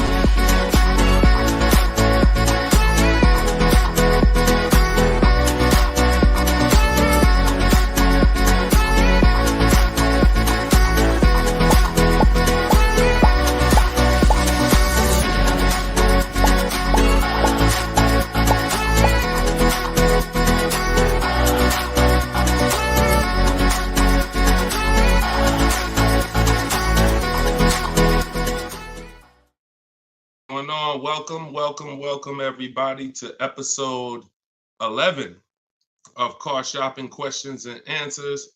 I'm your host, Deshone the Auto Advisor. I'm just sharing the broadcast onto Facebook. We're live on all 4 platforms: TikTok, Instagram, YouTube, and Facebook. We do these shows throughout the day, and we do lives. If you see the banner above me, that means you're watching a replay. If you don't see the banner, that means we're live. You guys can start sending your questions in, and we will get down to the order of business, which is making sure that you have the inside strategies, the best strategies to car shopping online so that you can get below market deals. Good to see you, Miss Brooklyn. I see you on TikTok. Let me pull up Instagram. I like to see my Instagram comments. I got my man Dolan in the back moderating, and so he'll be pulling your questions in as you type them. If this is your first time on a live with me, can you type the number 1? First time ever on a live with us, can you type the number 1? And everybody who's been here, if you've been here before, can you type the word welcome so we can give a welcome to the first timers in here, to the people who've been here before. We got a lot of first time people. Good to see you. All right. And type a welcome to everybody who's been here before. Now, I always say you should share this with at least your best friend, because they will get upset with you if you start using these strategies, when you start using them and getting below market deals and they're out there fending on their own and overpaying. All right. So share this with your best friend. Now, just some housekeeping. I am the author of the new book, Cars from Home, 7 steps, not 70, 7 steps to saving time, money, and avoiding dealerships. We're rated 4.94 on Goodreads.com. So I appreciate all of you who have helped us get to this rating. I'm showing it right here. I think right now we're up to 35 ratings and 28 reviews. I appreciate everyone who's taking the time to review the book. So appreciate it. Everyone can get your copy of Cars from Home, my digital book, in my TikTok bio for 75% off. It's normally $97. You can also get it in my Instagram bio. And then we have a comment in the Facebook and YouTube section pinned so that you can get your copy for 75% off. And we also have the banner for those of you who are watching us on TV. You can simply scan that QR code with your phone to get your 75% off. It'll be in your inbox in 3-4 minutes. Now, something very important to know, that's only for 30 minutes. Once you visit that site, you'll see the 30-minute timer. Once it goes to 0, the price does go back up to $97. So get your book before the 30 minutes. All right. So come on in. Dolan, whenever we get the first question, you guys can start. We can start bringing them in. And what I always say is type your questions fast, stay by your keyboards, because we like to dialogue with you while you're on the show with us. Okay, Carm from TikTok said, would there be any benefit for me in turning my lease in early if I'm going to finance my next car? No, because a lease is a contract. So if when you set out, like with a finance, you could switch it in any time. So finance, it's your prerogative whether you want to, sell that car. Some of you may have been taught you had to kind of have your car. Some of you may have been taught you had to wait and basically have your title before you could sell the car. That's not true. You can sell a car that you own anytime you want, whether there's a loan on it or not. Now, in the case of a lease, it's not like that. You have a set term, usually 36 months, 39 months. We don't do 4-year leases. And so unless you can sell that car and break even through what we call the equity assessment process, where you're going to get cash offers, then no, there's not only is there no benefit, there will be penalties to you doing that. So that's the only way to get out of a lease early, is to sell your way out of it. If you turn it in early, all those payments will be due that you were responsible for. All right. And if you're going into a finance, I hope you're going from a short-term mindset to a long-term mindset. So hopefully you're like, okay, I plan on keeping my next car at least 8 years so that I can make sure I get the benefits of purchasing. There's no other benefit of purchasing, in my opinion. And look, if you guys want to throw some out there, there's no other benefit of purchasing besides the fact you can outlive the depreciation of a car. Paying the car off is not a benefit if you're still seeing massive depreciation. So if your car is losing thousands and thousands of value every year, thousands of dollars in value every year, but it's paid off, who cares? That's a loss. But with a purchase, you can hold on to the car long term, and then you'll outlive the depreciation to the point where the car is not losing value every year. It might lose a couple hundred. That's it, but not normal depreciation. So hopefully if you're switching from a lease to that, that's your mindset. Okay? Nothing else makes sense. Financial sense. All right, go ahead, Dolan. Next question. This one's from Instagram. Oh, wait, hold on. We got another one. Instagram. I extended my lease on my 2020 Jeep Grand Cherokee. I only pay about $270 and change a month, thinking I should buy it out. What are your thoughts? Why do we want to go from leases to buys? There are two totally different benefits. First of all, $270 a month, and I'm assuming you put money down, because even on a great lease deal, $270 a month is just not going to happen on a Jeep Grand Cherokee.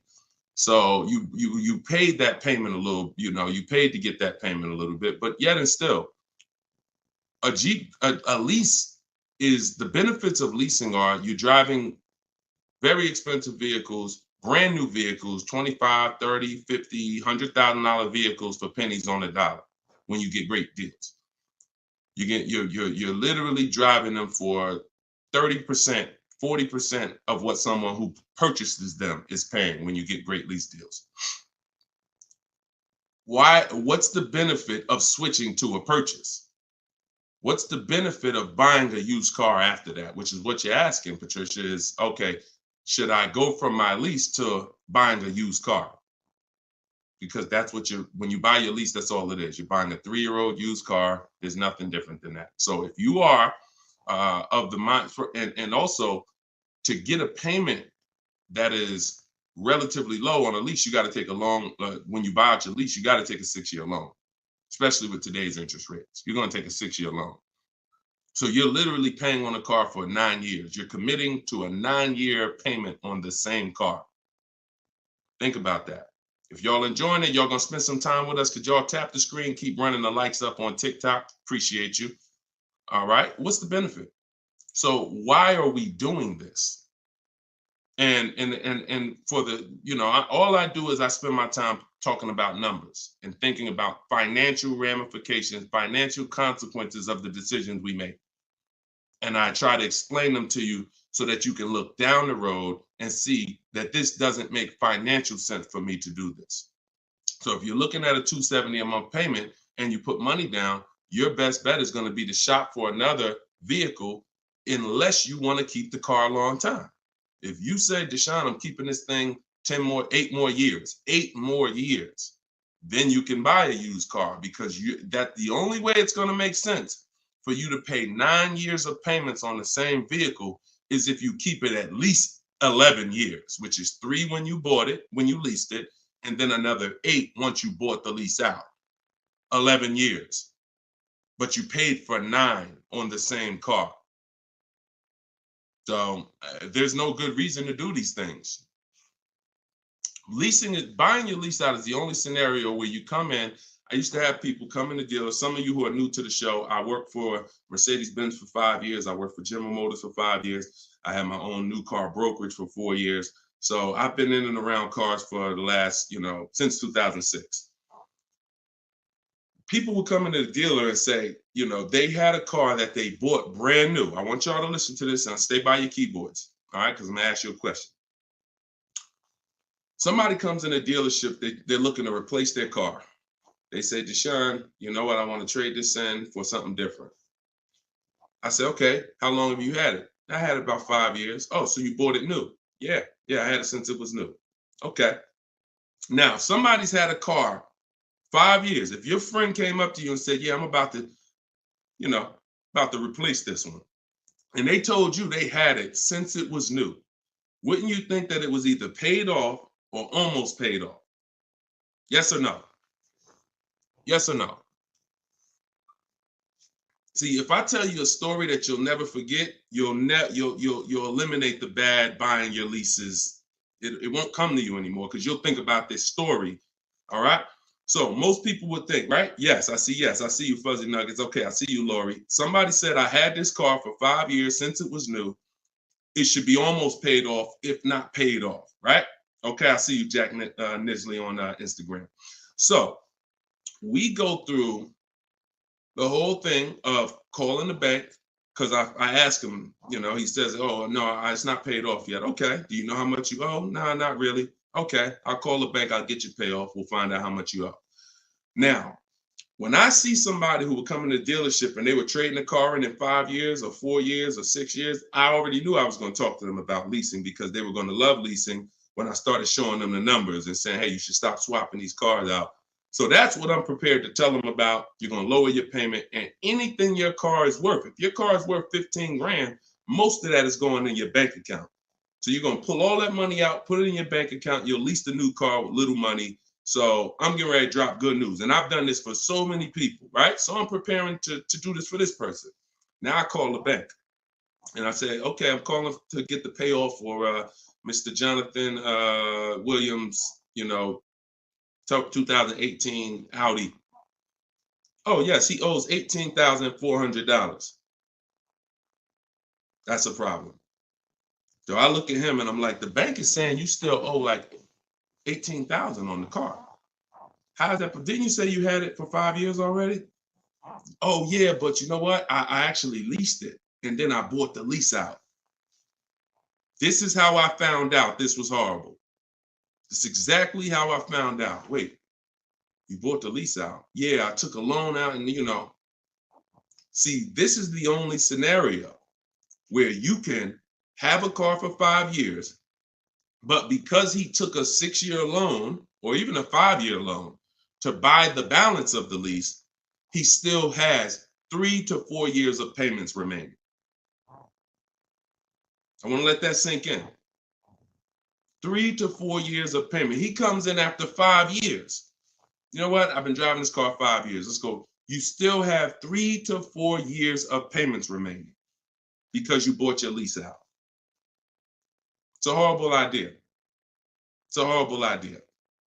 If you want to ask a question about any exceptions to that rule, you feel free to ask. I've got a bunch of smart people on here. We got a couple hundred people on here. Would anybody commit to a 9-year loan? Anybody? Anybody willing to raise their hand and say, hey, yeah, I'll buy a car, 9-year loan? Anybody? No, right? So this is what we have to understand. The buying the leases out is a horrible, horrible, horrible idea unless you are keeping it for another 8 years, because all you're doing is buying a used car. Now, the bad thing about that is you don't even have any excitement about the purchase when you start a new purchase, when you bought your lease out. So at least when you buy a used car, it's a new car to you. You've never been in it. It's like, okay, we got a new car. When you buy your lease out, you're already halfway tired of the car. But if you're a short-term person, you're not keeping your cars 8 years, there's no way you are going to keep that car long enough to have it make sense. No way. You've already been in it for 3 years. So what I'm trying to get you to understand is you need to pick a side. The people in the middle lose all the money. The people who buy their cars and keep them 8, 10, 12 years win. You still got to make sure you get a great price on the car. The people who get great lease deals win. Great lease deals, not regular lease deals. Win. There's two sides, but then this middle, those of you who buy your car and then you trade it in 3, 4, 5 years, you're in the middle. You're trading your car in when it's losing the most money in depreciation. You're losing thousands of dollars compared to these other two people. And those of you who are buying your lease out, you're paying too long on these cars that you're not going to keep long enough to have it make sense. You're in the middle, stuck in the middle. Pick one side and stick to it. And the way you do that is to ask yourself, every time you're about to get a car, how many years am I going to keep this car? Very simple. 8 years or more, I'm purchasing. 7 years or less, I'm shopping for great lease deals. That's how you get out of the middle. That's how you win. By the numbers. And I'll show you people throughout the show that you see these numbers don't lie.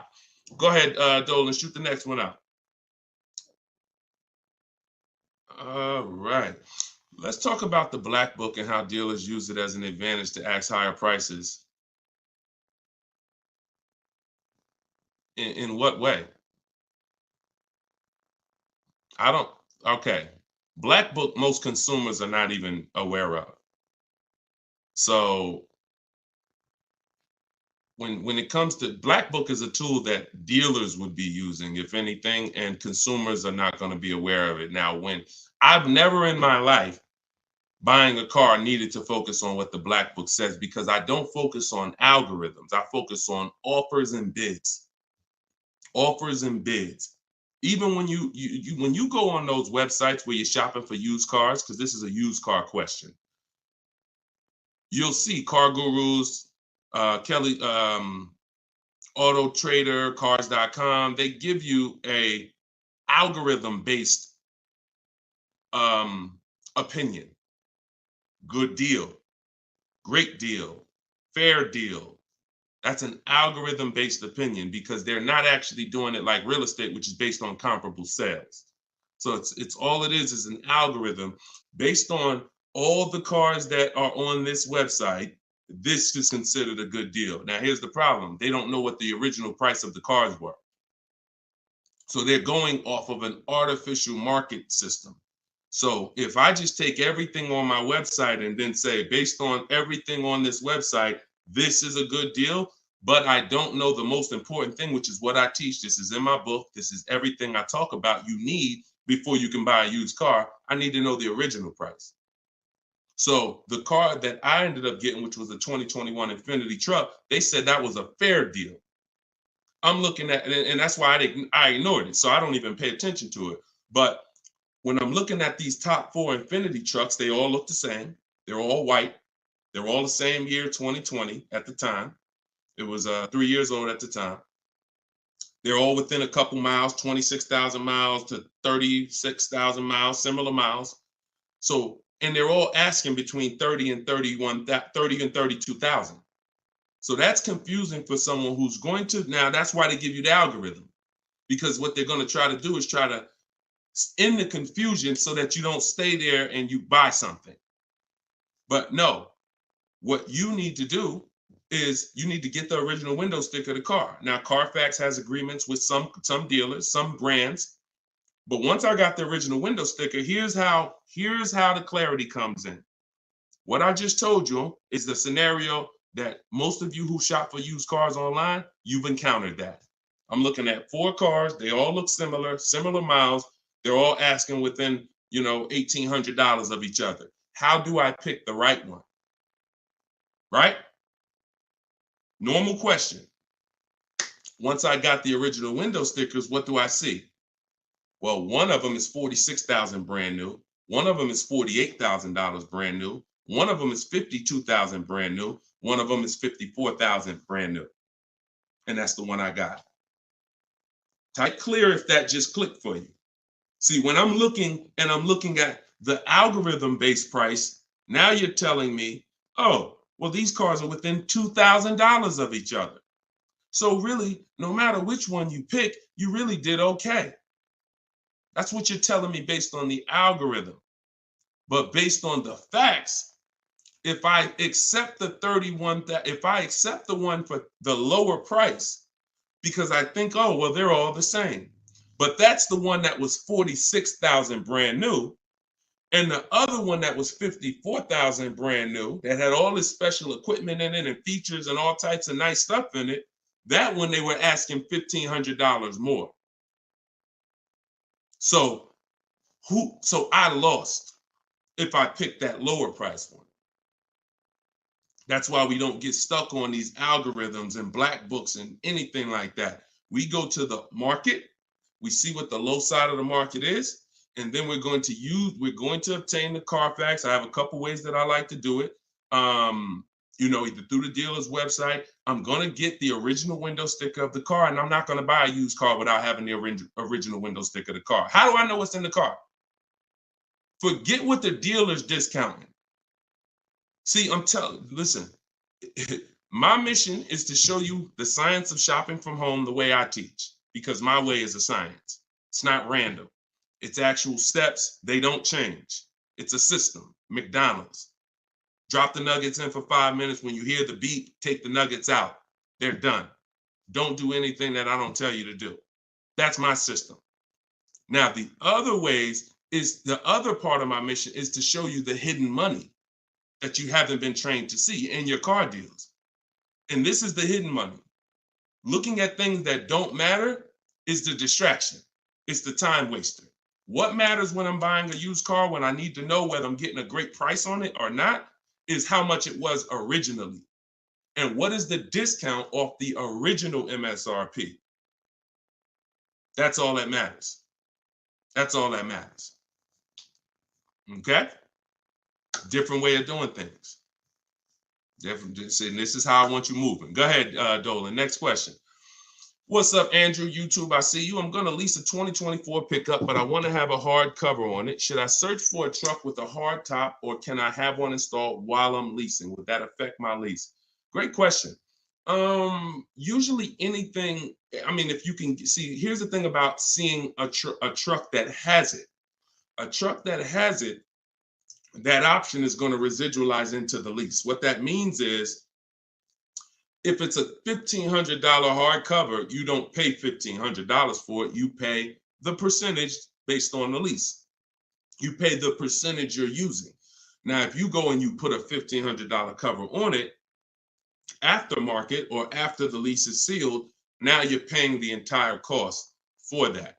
So my first goal would be to try to find one that has a hard cover built in and on that window sticker, because everything on that window sticker is going to residualize into the lease. Okay, good question. Good question. Go ahead, Dolan.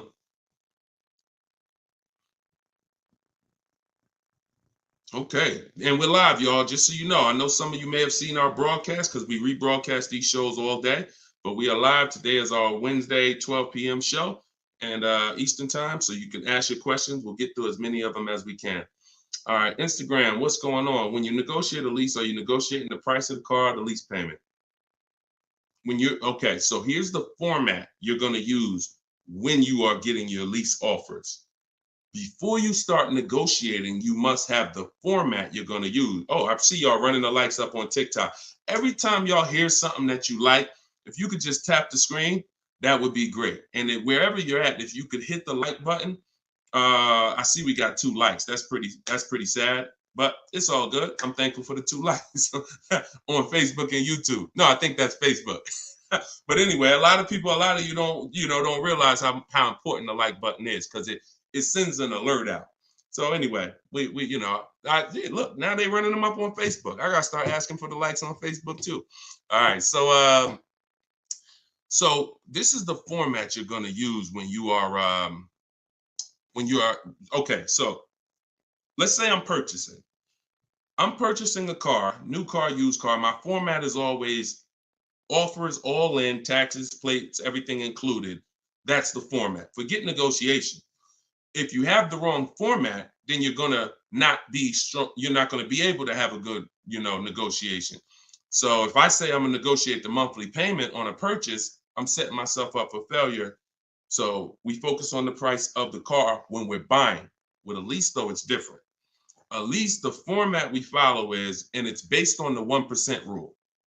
The 1% rule is what was used to basically, the 1% rule was a judge for great lease deals since before I even got in the car business. I don't know how early I heard about the 1% rule, but the people who had been leasing, savvy leasers, people who knew their stuff, they knew about the 1% rule. So if your payment was 1% of the MSRP, no money out of pocket, then you just won. You stole the car. So great value. You're paying $400 a month for a $40,000 car, 3 years. You're paying like 15 grand. It's ridiculous to drive that much car for that low amount. Now, ever since so let's continue. Hold on. So that's the format we want to follow, because what we're now trying to see is it going to be a great deal? A steal, which is under 1%, is a steal. I call 1% to 1.5% a great deal, and then over 1.5% is a bad lease deal. So we're looking to see, but we need to follow that formula, that format, so that we can judge. And what that is we get our offers with first month's payment total out of pocket. Listen, we do not say the word down payment anymore. I want you to eliminate down payment. When you're shopping, I want you to eliminate the word down payment. Because who's had this happen? Be honest. You come in, you're talking to a car salesman, you're like, okay, I can put $2,000 down. Now, later on in that transaction, you end up finding out that the $2,000 down didn't include tax, didn't include the fees, and now they're asking you, well, how do you want to take care of those? Who's had that happen? Type me if you've had that happen. Oh, I thought that included everything. Now, I thought, 2,000 was like, or they'll look at you and give you a quote and say, okay, yeah, your quote is 2,000 down, X amount per month. And then you get up there and you say, hey, oh, yeah, it's 2,000 down, but you got to pay for your plates and then you got to pay for the taxes, or do you want to put those in the payment? So whenever you leave these things to chance, you leave an opportunity for you to, be surprised, and we don't like surprises.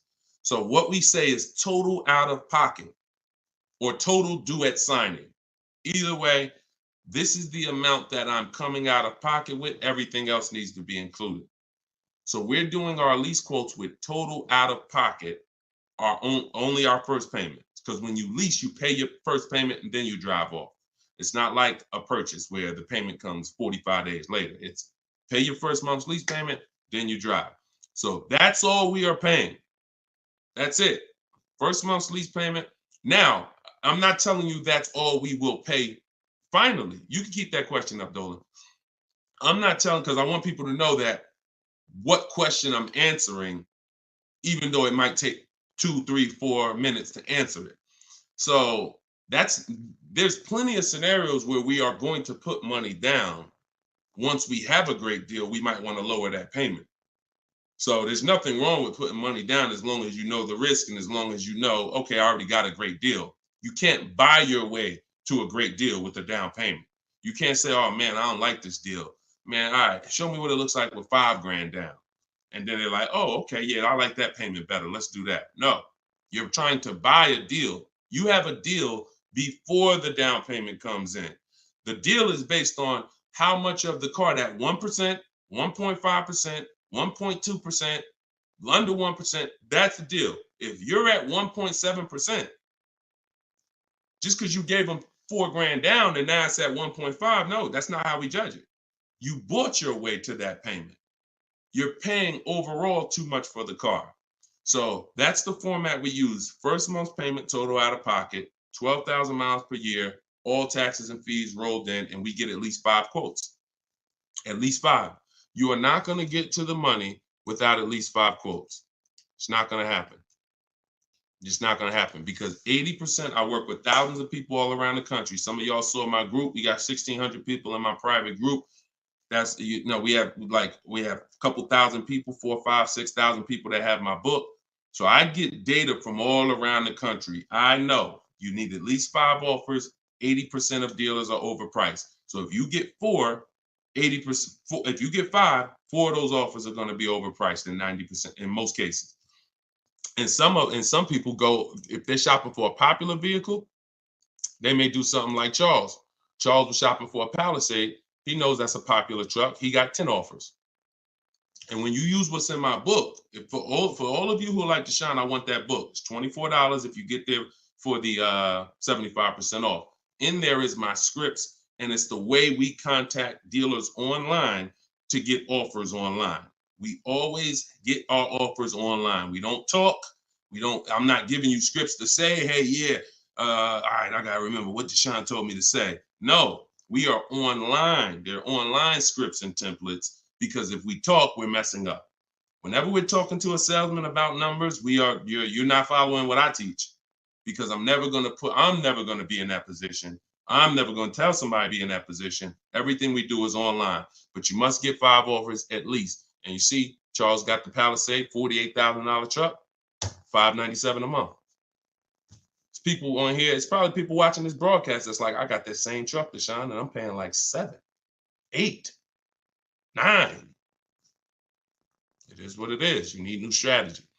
So go ahead. That's how we format leases. And once you get your offers in that format, Nicole, now you can start to compare the offers, and now you can start to negotiate if you want to make, because we always make counter offers. Whenever someone sends us a quote, we always make counter offers. In fact, I have a calculator that you put the offers in and it tells you what you should counter. But if you're going to do it your way or my way, it doesn't matter. We always make counters and then we settle from there.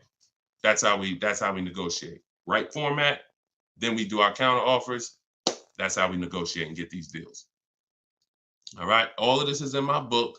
For those of you who haven't gotten there yet, or those of you who just jumped on, it's in my TikTok bio. It's in my Instagram bio. There's a website there. You just click that picture of me. You won't leave the broadcast. Click the link in my bio and click the button that says 75% off the new book, and you'll have your copy in your inbox. You can use all of this stuff forever. And it's a digital book. Some people say, Deshone, is it in print? You don't want to print the book? No, because I can't update it.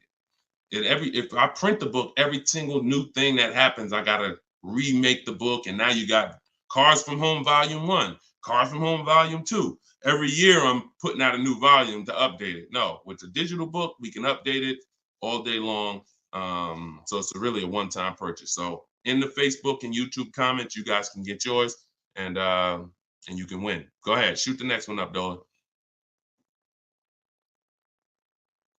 Okay, Sierra on Facebook. Even if you're getting another lease, will you still owe the remaining payments? Yes. Yes. Look, it's a bunch of lies. I know people have told you that if you now let me preface this, because what she's asking is, see, a dealer that you did business with may make it look like if you come here, we'll get you out. Who has dealers calling them right now telling them, hey, come on in, we'll get you out. We'll take care of the old payments. We'll get you out of your lease early. We'll buy you out of your lease. Or if you got a car and you're not leasing, they're like, hey, we need your car. Hey, come on in. We'll make a deal. We'll keep your payment around the same on the new version, all of this stuff. Okay? So I want to talk specifically about what happens. First of all, that's a computer generated letter. So when you see, hey, Rico, my manager just saw your 2014 Saturn Ion. Man, I have a customer looking for that exact car. That's all a computer rated. That same email, that same letter goes out to 10,000 people at once. Okay, so don't. So understand that. Now let's hone in on the people who they hit you with I'll get you out of your lease early. There's only one way where payments are going to be waived, because the dealer can't waive payments. Only a bank can. So if you're with Honda Financial, if Honda Financial decides they want to do some type of loyalty program where they waive remaining payments, and it's usually 1 or 3. The most I've ever seen when I was with Mercedes, there was some cars they wanted to get back. They did 5, but that was it. And that went away. So, even from 2019, I didn't see payment waivers on leases because I don't know, for whatever reason. I saw them early in my career with Mercedes, but not later. They went away. So what they'll tell you is we can get you out early and we'll take care of the payments. If they don't have a payment waiver, then they're rolling the payments into your next lease. And what they'll depend on is you're just so desperate for a new car that you'll just take it and you won't ask any questions. But when you shop the way I'm telling you to shop, which is we don't give our old car to the dealer until we make sure we can't make money. We don't just drop off a lease at a dealership. We do an equity assessment to see if there's any money in the lease that we want to make sure we don't give to the dealer. Because if you drop off your car and it's a lease and the dealer runs your payoff and they see, wait, the payoff is 18, but the market value is 21. Let's buy that. We'll make that and we'll keep that 3,000. If they're going to do an equity assessment, see, here's what's crazy. And here's what you got to understand.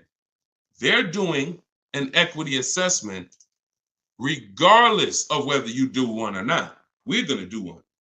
Every single lease that comes in that a person drops off. Why do y'all think y'all seeing commercials now that say we're a lease return center? Bring your leases here.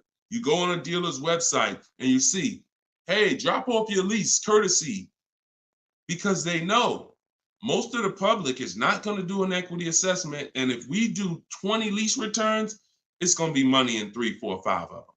So we'll do the other 16, make no money on them, because we'll make $7,000, $10,000 on those 4. We'll make 2, 3, 4 grand a piece on those 4. This is your money that you gave unknowingly. Now, equity isn't in every car. That's why I just laid out that most of the time it's not. But if you drop off your car without doing the equity assessment, which is getting real offers, CarMax, Driveway, Carvana, Kelly's Blue Book Instant Cash Offer, Car Guru Sell My Car, AutoNation Sell My Car, that's 6 offers. We get 6 offers all the time because everything we do is a bid. So if you don't do that, you're now potentially leaving thousands on the table. So when you do that, you're not going to ever feed into the, oh, let the dealer who wrote me a letter say, bring your car in and we'll get you out of that car and we'll take care of the payments. You're going to know if you have equity or not. Now, if you do not have equity, then all they're doing is saying, how can we finagle this, get them out of this car into a new one? Move those payments over. Yeah, they got $6,000 worth of payments left, $3,000 worth of payments left. We're going to move that over to the new deal and we'll get them in a new car. So instead of leaving out, waiting, being patient, and now if you would have been patient, ended your lease and shopped the way I'm teaching you to shop, you'd have got a $500 a month lease deal, $400. But they'll get you out early because you're paying $650 right now. And they'll say, hey, come on in. They'll move the numbers around and they'll say, look, good news, we kept you at $650 and you get to get in another car. But the reason you're at $650 and not $5 is because you have thousands of dollars from your old lease that has now been built into that new lease. And this is how payment buyers lose. Payment buyers lose all the time like this. Hey, yo, what could you get me to on that car? How much that lease for a month? Oh, how much could you get me to on this car? Yeah, I could put like $3 grand down. Payment buyer, you lose because you don't really see the numbers. So you stick around, you use what I'm teaching you, you'll see the numbers and I can't reveal these things to you. I can only tell you they exist and give you the strategy. You don't believe it until you've seen it for yourself. All this stuff sounds good. If you've never used my stuff, this sounds good. You don't believe it yet. You hope it may work. Anyone who got my book, you're hoping this works. But once you use it, you're a believer. It's a difference. So we got, look, this is Tiffany. Tiffany wrote, she got the book. She sent me this the other day. She said, look at my deal. $44,820. I told you, everybody who has my book, I told you, email me your deals when you get your card. Look, $44,000 sticker. She got a $6,530 discount. And look, I'm not going to read everything she wrote because she's just praising the system. She's praising sitting there, negotiating from home, using the tools, winning. Saved more money on this new car, brand new car, than she's probably ever saved on any car. And she never had to go in a dealership to do it. Bids. So she was hoping this would work. She was on this show. If she got my book, she couldn't have been in my life more than a month. We just started the show. So she literally was hoping, all right, I'm going to use this, Deshone. But now it's not a matter of hoping. She knows. That's where you got to get. So all of this stuff I'm telling you, you got to prove it to yourself by the actions you take. And once you see how overpriced these deals have been that you've been considering, you'll understand, wow, I'm never going in a dealer to get my prices again. Never. And then that's when you know you've been transformed. Go ahead, Dolan, shoot the next one up.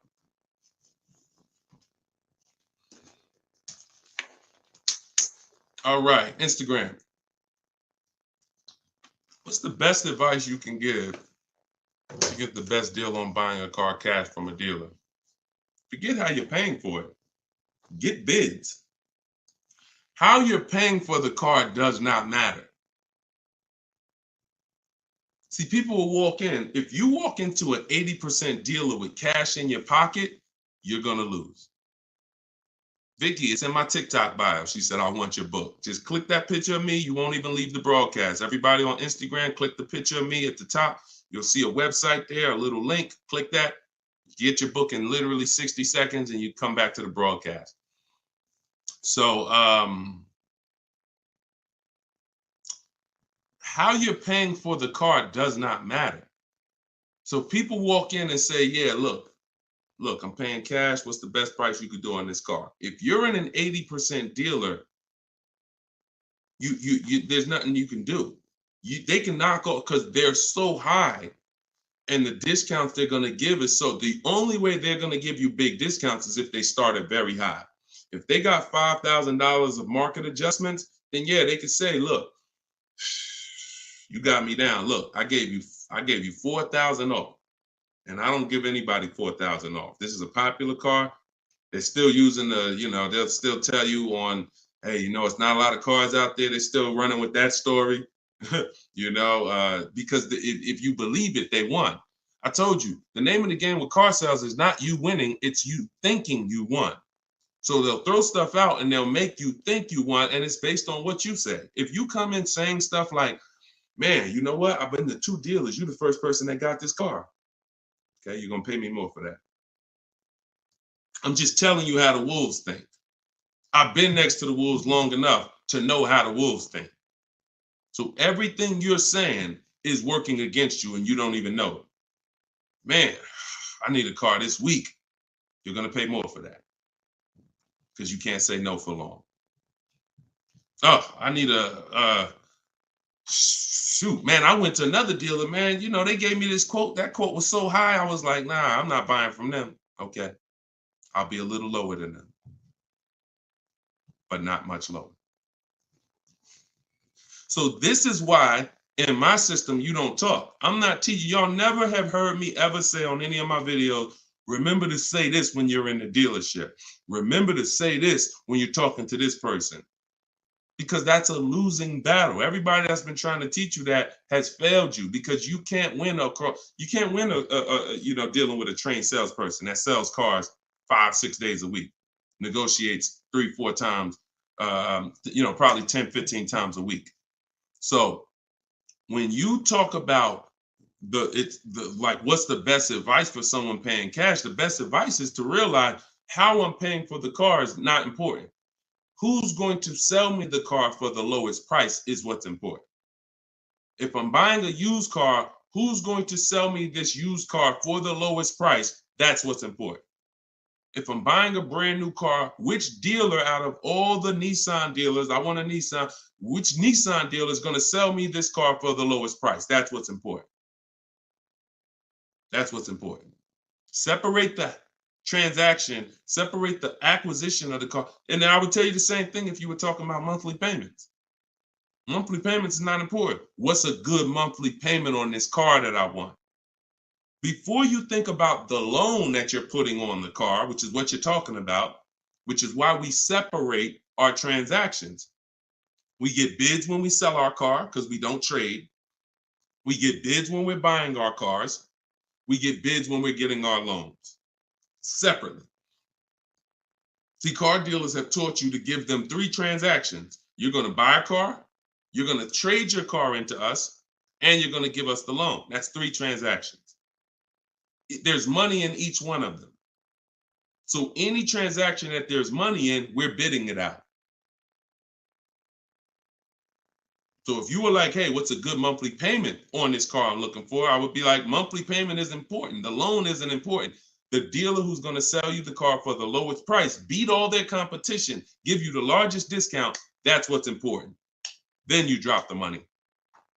Clear? If we clear, if y'all clear, if we're following, if you're getting value out of the show so far, if you're loving the show, type a $ and let me know.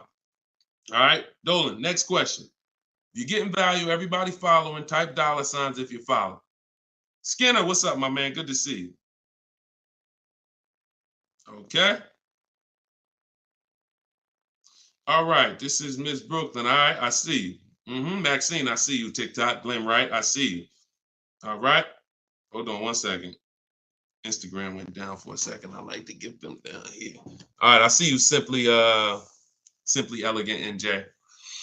Okay, so Miss Brooklyn on TikTok. May I ask, my lease got totaled. Is there any good in that? I have 4 months left on my lease. Not really. The only time it's good when the lease gets totaled is if you rolled a lot of negative equity into that lease to get out of it. So if I went from a finance and I had a bunch of, many of you, once you learn that, if not leasing has cost you money, and big money. I cannot downplay this. Big, huge money, thousands of dollars, probably $4 or $5 grand every single car. Plus, you're not driving the cars you could be driving. So on top of that, just the money you lose is $4 or $5 grand. Then the cars that you're not driving is you can't put a price on that. You're driving an older car versus somebody who's driving brand new cars that are under warranty. So, but many of you, once you find out that you bought into a lot of bad advice about leasing, you're like, and we've had those questions come on the stream very regularly. Deshone, should I wait? I know I need to lease now. I need to be leasing, but should I wait or should I just transition now? It's always transition now. There's no benefit of waiting. Once you know you're not keeping your car 8 years, you're not going to outlive the depreciation. I need to be moving into a lease now, into a better financial structure, better vehicle. So if you move, some of you, when that happens, you're going to have 3, 4, 7 grand of negative equity that you're moving over because you're a short-term person. That's the only benefit if the lease is total, because all that negative equity gets wiped out and you get to start fresh. Now, if you put money down on a lease, these are the risks of putting money down on leases, and you need to know them. If your car is totaled or stolen and not recovered, you don't get the money back. So it's very important to assess the risk. I talk about this in my book. I talk about everything in my book. There's nothing that I'm talking about on this show that's not in my step-by-step book. So in fact, everything I'm teaching you is out of my book. So when you look and say, all right, should I put money down? Then you assess your risk. How many vehicles have you had stolen in your life? If the answer is 0, then chances are you won't have a vehicle stolen. If you say, man, I've had 2, 3 vehicles stolen, then I wouldn't put money down. I wouldn't put a lot of money down because the odds of you getting another vehicle stolen seem to be high. And if your vehicle gets stolen and they don't find it and you put $5 grand down on your lease, you're not getting the money back. Now, the opposite, the other end is if the vehicle's totaled, like you experienced, Ms. Brooklyn. If the vehicle's totaled and you put $5 grand down, you don't get the money back. So you ask yourself, how easy is the vehicle to total? If you got a Honda Civic, a Toyota Corolla, small SUV, something that's easy to total, then I wouldn't be putting money down on that lease. I wouldn't put a lot of money down. I've had people put money down on SUVs and bigger sedans and bigger, S-classes. When I was at Mercedes, people would lease S-class for like $1,400 a month. They put money down to lower the payment. I've had people put 7, 8, 9, 10 grand down on a lease on an S-class because they know it's hard to total an S-class. Like you have to be in, God forbid, a once in a lifetime accident to total an S-class. So that's what you do to assess your risk. And what you're doing is you're always shopping your leases with only first month's payment due at signing. Because if you can get a car that has everything you want, and once you get all your offers, if the monthly payment's in your budget with no money out of pocket, then that's what I would do all day long. That's what I would do all day long. But sometimes people will get like a lease and it's a great deal. It's under 1.5%, but they're like, you know what? Payment is like $600. I want to lower that to like $500, and they'll put $3 grand down to lower it, $3,500 down to lower it to $500. But that's a decision you make only after you assess the risk. But in your particular case, if you didn't put a lot of money down, then no, you're just going to start fresh. You're going to shop for your lease, and that's it. Good question. All right. Yes, under 1%, we call that a steal, Skinner. Absolutely. That is a steal, not a deal. Go ahead. And we get steals. Some people may say, look, man, how do you see steals? We already know. Look, we get steals.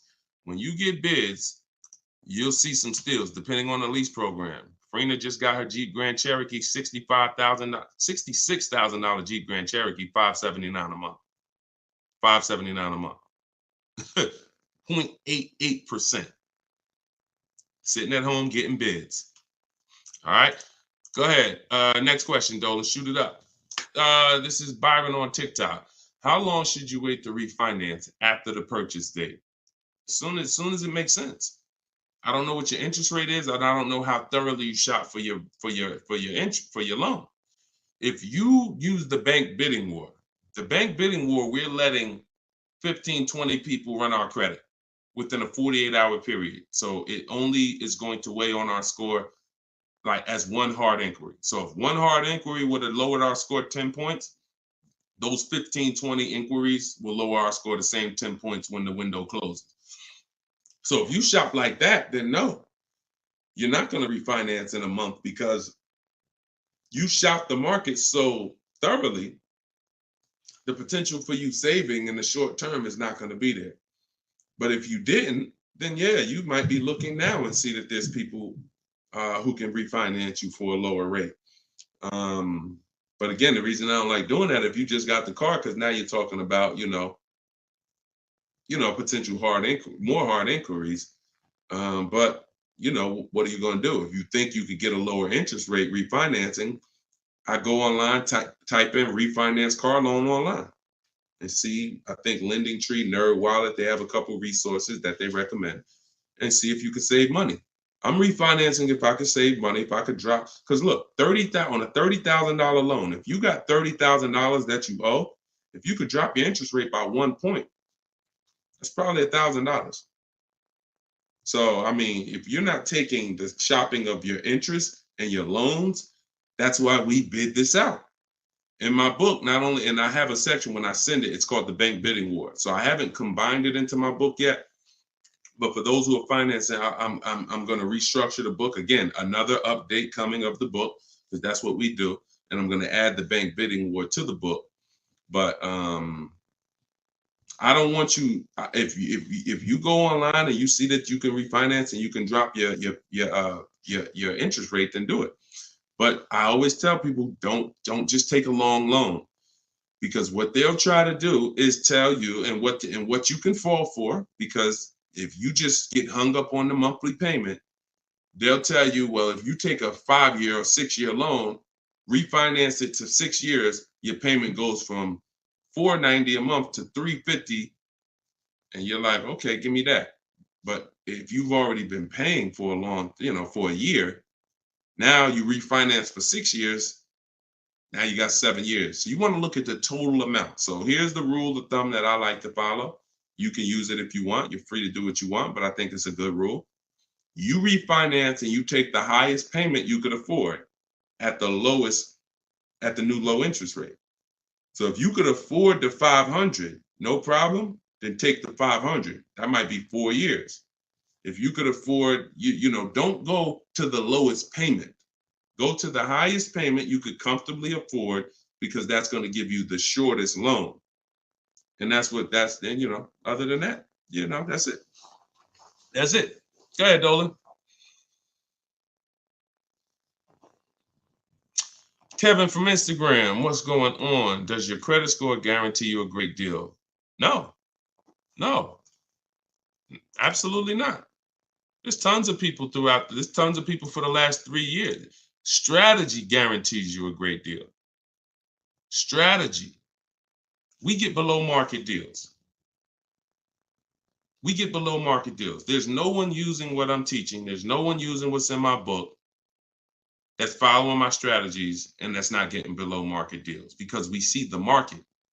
You can't get below market deals if you don't even see the market. How you going to get below market deals? You got one offer. You got 2 offers. You get what I'm saying? How do you know what the market is?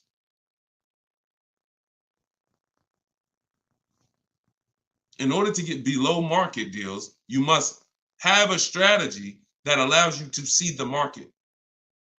See the market offers. See the widespread. Look at used cars and say, man, this is everything within 100 miles of me. Narrowed down, blah, blah, blah. I see the market. So, and there's people with not great credit that are going to use the strategies to buy at a below market price. So strategy is what gets you below market deals. You can have great credit all you want. You have no strategy, you will pay market value or higher. Because below market deals are reserved for the people who have the strategies to get them. Nothing to do with credit. Nothing to do with credit. I tell you, if you have bad credit, your goal should be the only people I'm overpaying, and I'm not overpaying because it's all I qualify for is my loan. My bad credit is not between me and the dealer I'm buying my car from. My bad credit is between me and the person who's lending me the money to buy the car. If below market price on this car is $18,000, if I don't have any strategy, then I'm going to go in and I'm going to buy it from them with bad credit and end up paying 21 plus the high interest rate, bank fees. And not only did I overpay for the car, but now I'm paying 15, 20% interest. That's what most people do. No strategy. So people with no strategy get killed two ways if they have bad credit: the loan and the price of the car. But when you have strategy, the only person who you should be paying more than average is the person who lent you the money.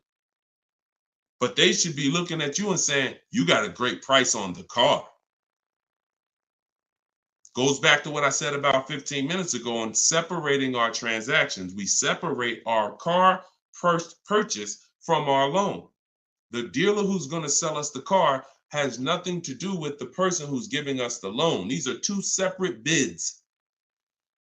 So my loan, because my credit's bad, is going to be a higher interest rate.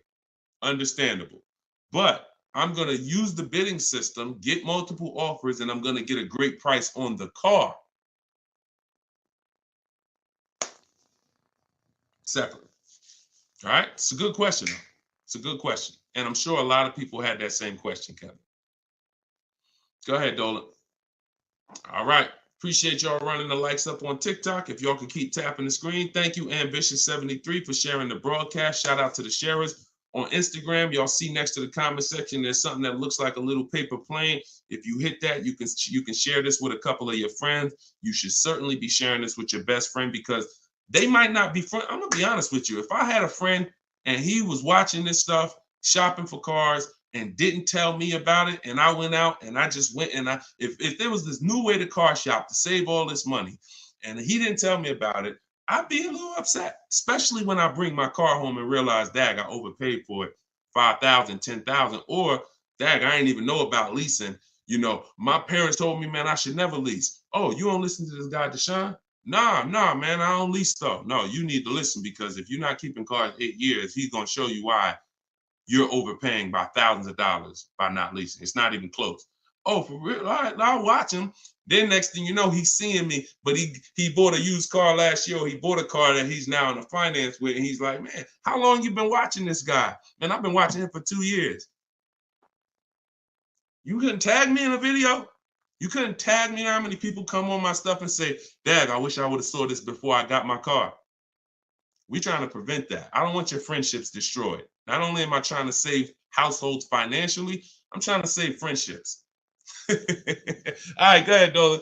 All right, we got the next one up. Jason, should you use MSRP minus dealer incentives to calculate the 1% rule or the MSRP without the incentive? Nope. MSRP. I showed y'all this the other day. I'm going to show y'all this again. Well, I showed people on the broadcast the other day, right here. Just let me remove that question so everybody can see it. Just take that question down real quick, Dolan, so everybody can see this window sticker for me. All right. See right here? Total MSRP. That's what you use. That's what you use. So the reason why you're using the total MSRP is because once you use if you're on TikTok, you'll see it on the rebroadcast because we rebroadcast these shows throughout the day. Once you see the MSRP the percentage is what's going to change. based on the offer the dealer made you. We do not change the, we don't calculate our formula based on the selling price, because the selling price, when it's adjusted, it's going to change the percentage overall. The selling price is what's going to dictate whether it's 1%, 1.4%, 1. So the selling price, once you take the monthly payment and divide it into the total MSRP, it's going to tell you, okay, who gave me the biggest discount? The lower the percentage, that's the dealer that gave the biggest discount.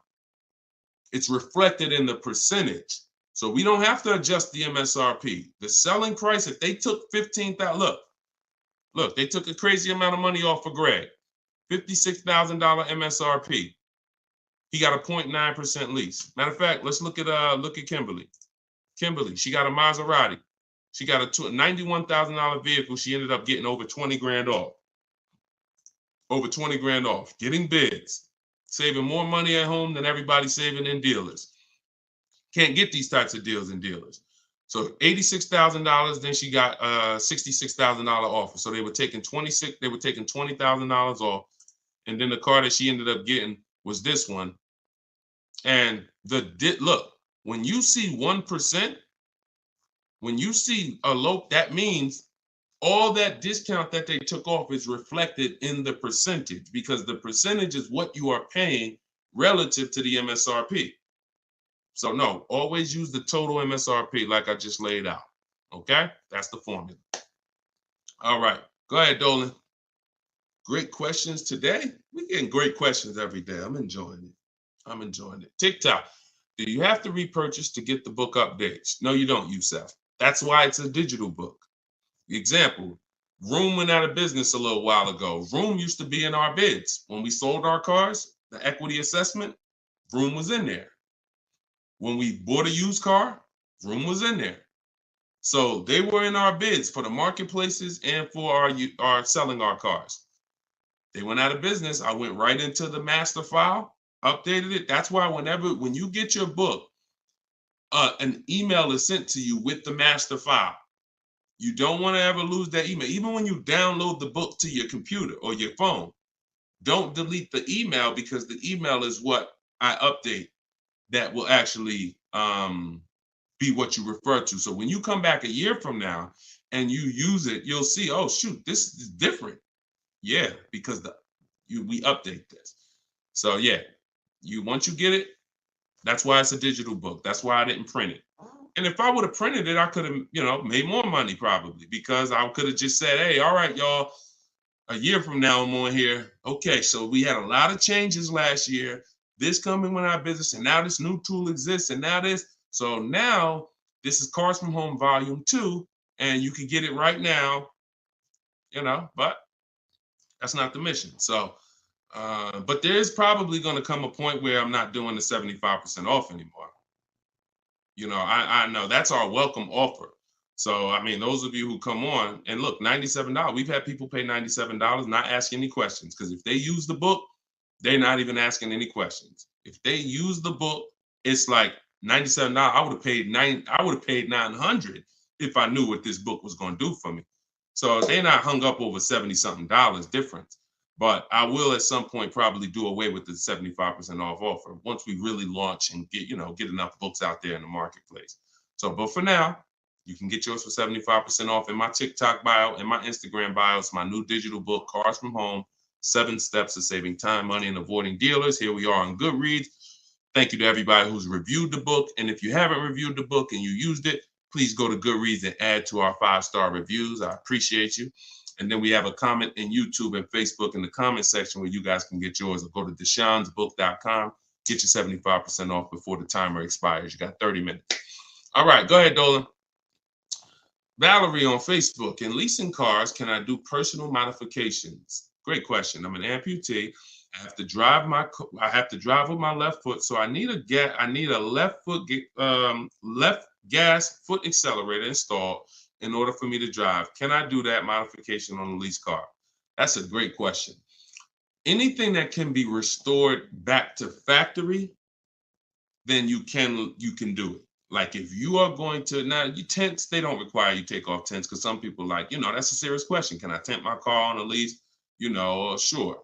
They don't usually sweat tents. But things that really like are changing the makeup of the car like this, it depends on if this is removable or not. If it's removable, then of course.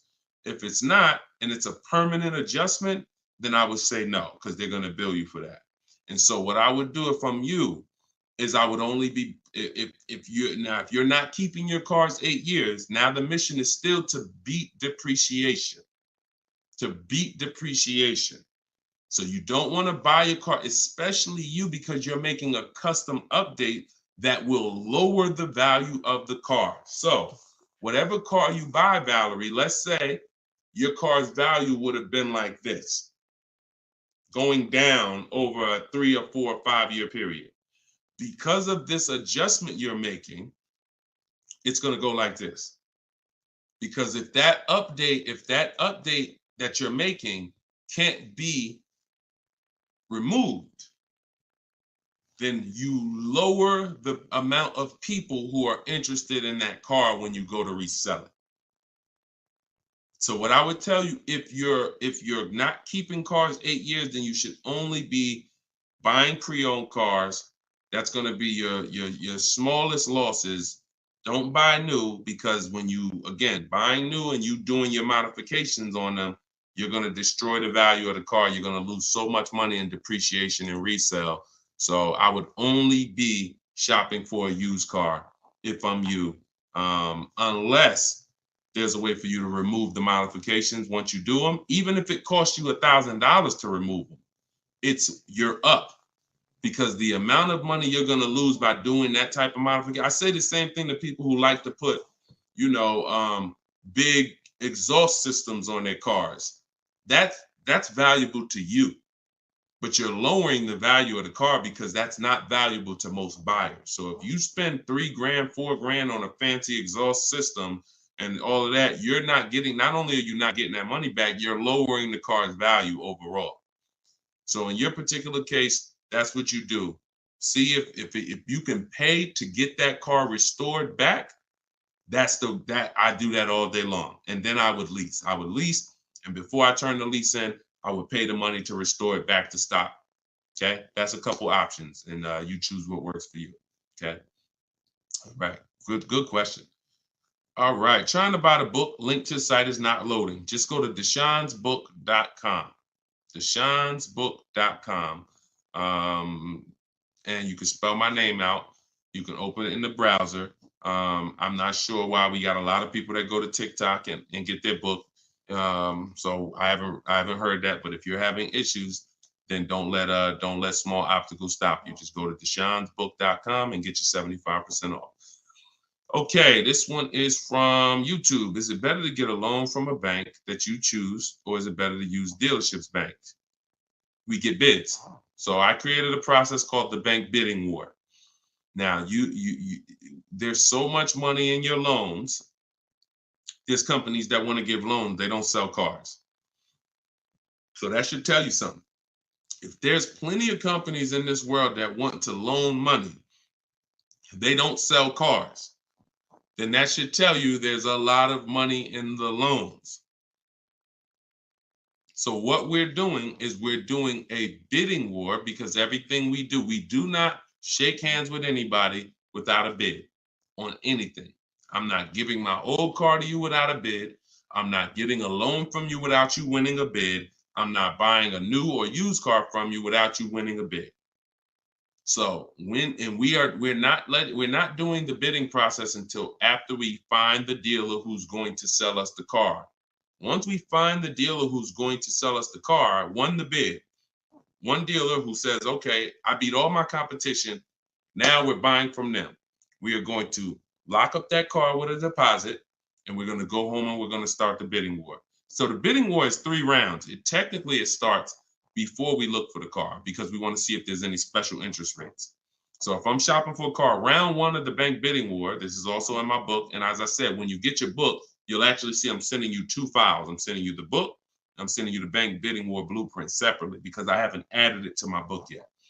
But Round one is to see if there's any special interest rates, because if the car I'm looking at has a 0% interest rate from the manufacturer, or 0.99% or 1.99%, everything else is eliminated. There's no reason for me to look anywhere else. Now we always have to see what the term is, because sometimes they'll say 0% for 36 months. That's not going to work for most people, because that loan is going to be too short. Payments would be too high. So we got to look at the term. But if we see they have 1.9% for 60 months, or 2.99% for 72 months, this is really going to, no bank or credit union is going to beat that. So that's round one. Now, most vehicles are not going to have that. So then we do what we just said. We're getting the bids. We're finding a dealer that's going to sell us the car for the lowest price, win the bid. Once we do that, we lock our car up with a deposit. We come home. That's where we start the bank bidding war process. So we're going to go online. We're going to call our bank, our credit union, do all these offers, let all these people access our credit with a hard pull. And then we're going to get the bids in round two. Whoever gets the lowest bid, they win round two. Then we call the dealer and we say, hey, this is what I got. If you guys can beat it with one of your banks, I'll do the business with you. That's simple. That's the bidding war. And see, when you do bids, when you follow my process, you eliminate any buyer's remorse. There's two types of buyer's remorse. You bought a bad car, so we have boundaries that we use to not buy bad cars. But then the other buyer's remorse is I overpaid. And not even I overpaid, it's the wondering if I overpaid, that mental torture. And some of you have had it the day you drive off the dealer's lot. Yeah, you think we should have did better? You think I should have asked them for another 1,000? I feel like I should have at least asked them for another 1,000. Yeah, I feel like this. You think the interest rate is okay? Mental torture, buyer's remorse, early buyer's remorse. That's eliminated using what I'm teaching you. When you get bids, it's guaranteed.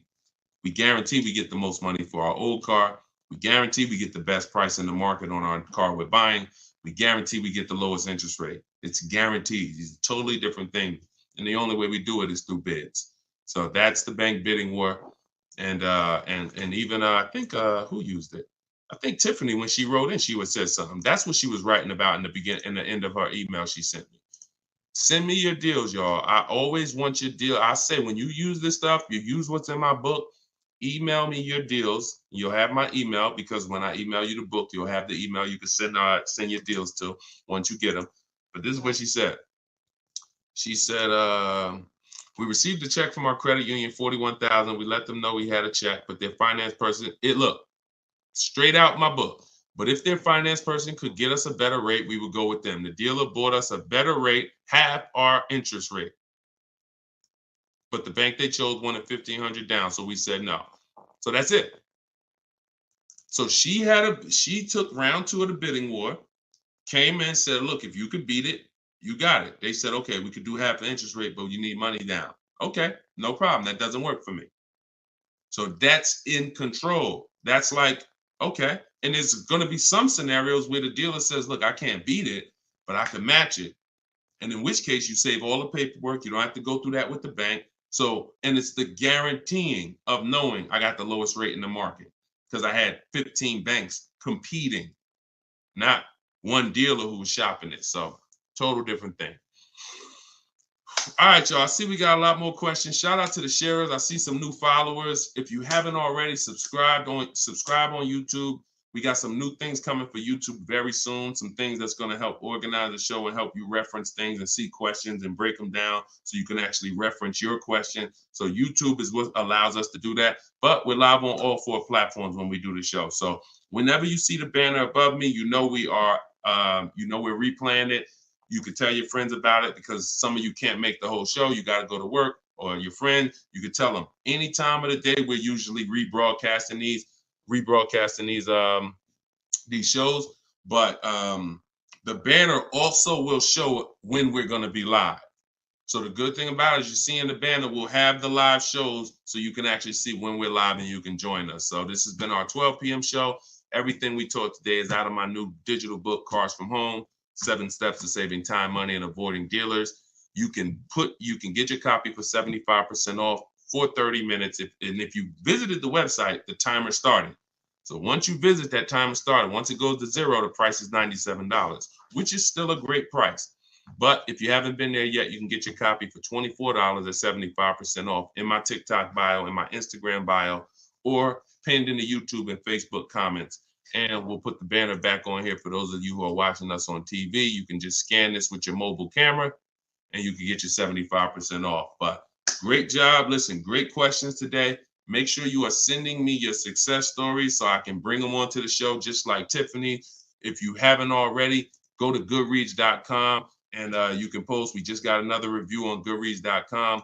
So add to our 5-star reviews. Tell us your story so that we can keep getting this message out and the people who want to learn strategy can keep getting it. All right. Always a pleasure. God bless y'all. I'll see y'all on the next stream.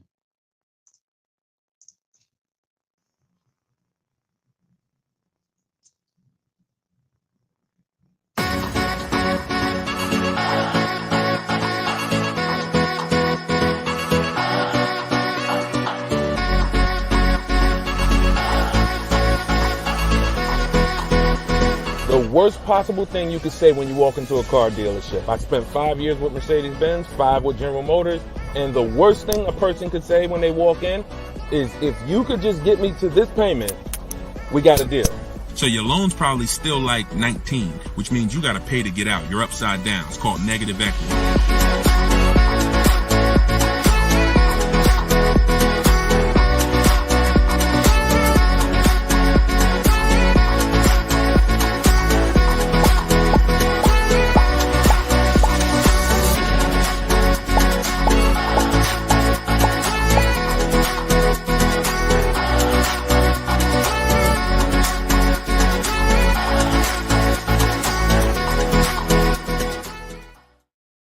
What's up, everybody? Welcome back to Car Shopping Questions and Answers. I'm your host, Deshone the Auto Advisor. This is episode 12, and we do these live shows to make sure that those who are committed to financial literacy get the insider strategies they need to get below market car deals.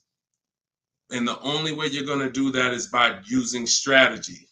So that is what we teach here. I am all about giving you the simple strategies you need to sit at home and let dealers bid for your business, let banks bid for your business, and let people bid for the cars that you're going to sell, not trade. And that's what we do here. So for those of you who don't know me, my name is Deshone the Auto Advisor. I spent 14 years in the car business. And since 2020, my mission has been to create smarter car shoppers, buyers, and owners. So if this is your first time ever seeing us on a broadcast, could you type the number 1? What's going on, Lisa Jane? Good to see you. I appreciate it. Hey, you're the best. I appreciate it.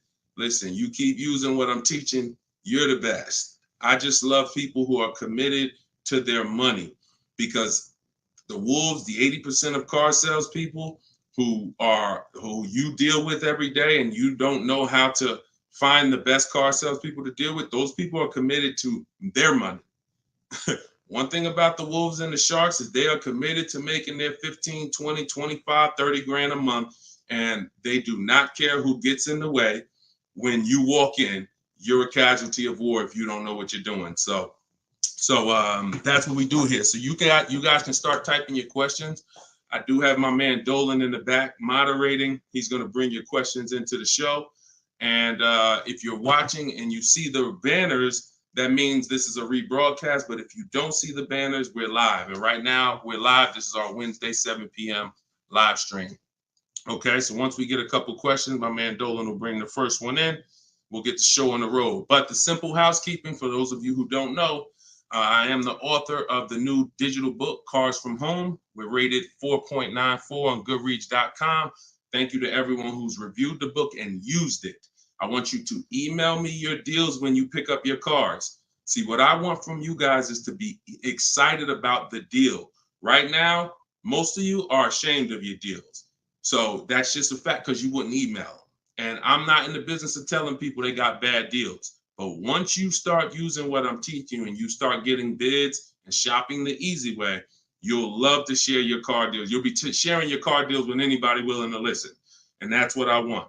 Okay, so As part of our welcome launch, you can get your copy of Cars from Home, 7 Steps to Saving Time, Money, and Avoiding Dealerships. It's 75% off in my TikTok bio for 30 minutes, in my Instagram bio for 30 minutes, or if you're on YouTube or Facebook, you can click the comments we have pinned for you and you can get your copy for 75% off. You won't pay the normal $97.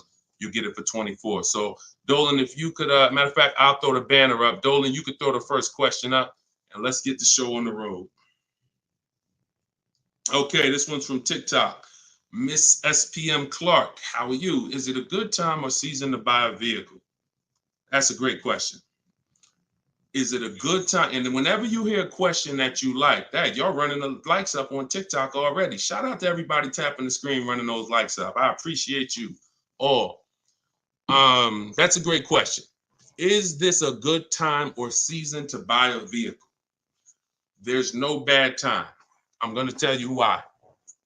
What you're depending on is to be positioned to find a dealer who really wants to move a vehicle. Now, 80% of dealers are overpriced. I'm going to continue to say that. Now, the reason I know that is because since 2021, I've worked with 1,600 people in my coaching program and probably another 5,000, 6,000 that have my book already. I know the data. When we're looking at offers, 80% are overpriced. So you need to know that 80% of the dealers that you're dealing with, 80% of the dealers in this country, if you're driving down the highway, 80% of the dealers are overpriced. They don't all have the same prices. I know you may have been taught that, oh, every dealer is the same. They're all different. They're all competing against each other. So you now use that to your advantage. Marketing tells you when does the marketing tell you is the best time to buy a car? We got a good number of people on here already. Make sure you stay by your keyboards because if this is your first time on the show, you'll see we ask questions and then I need you guys typing fast so that we can keep the dialogue going fast. When does the marketing tell you the best time to buy a car is? Okay. Brighten up my light while y'all do that. Hold on. I'll be looking at your answers. Okay. New year. Yep. New cars. Okay. When cars come out. Okay. End of the year after September. Okay. End of the year. I see you, Jamie, on Instagram. Okay. So that's the busiest week of the year. You go into any car dealership, it's a zoo. Now imagine that. I want you to put yourself in the car dealer's shoes. If you knew that you had customers trained so well that by that last week of the year, the place was going to be a carnival. And that's the end of the month is like that too. Holiday, President's Day is like that too. But here's what I want you to think about, because that's just a myth.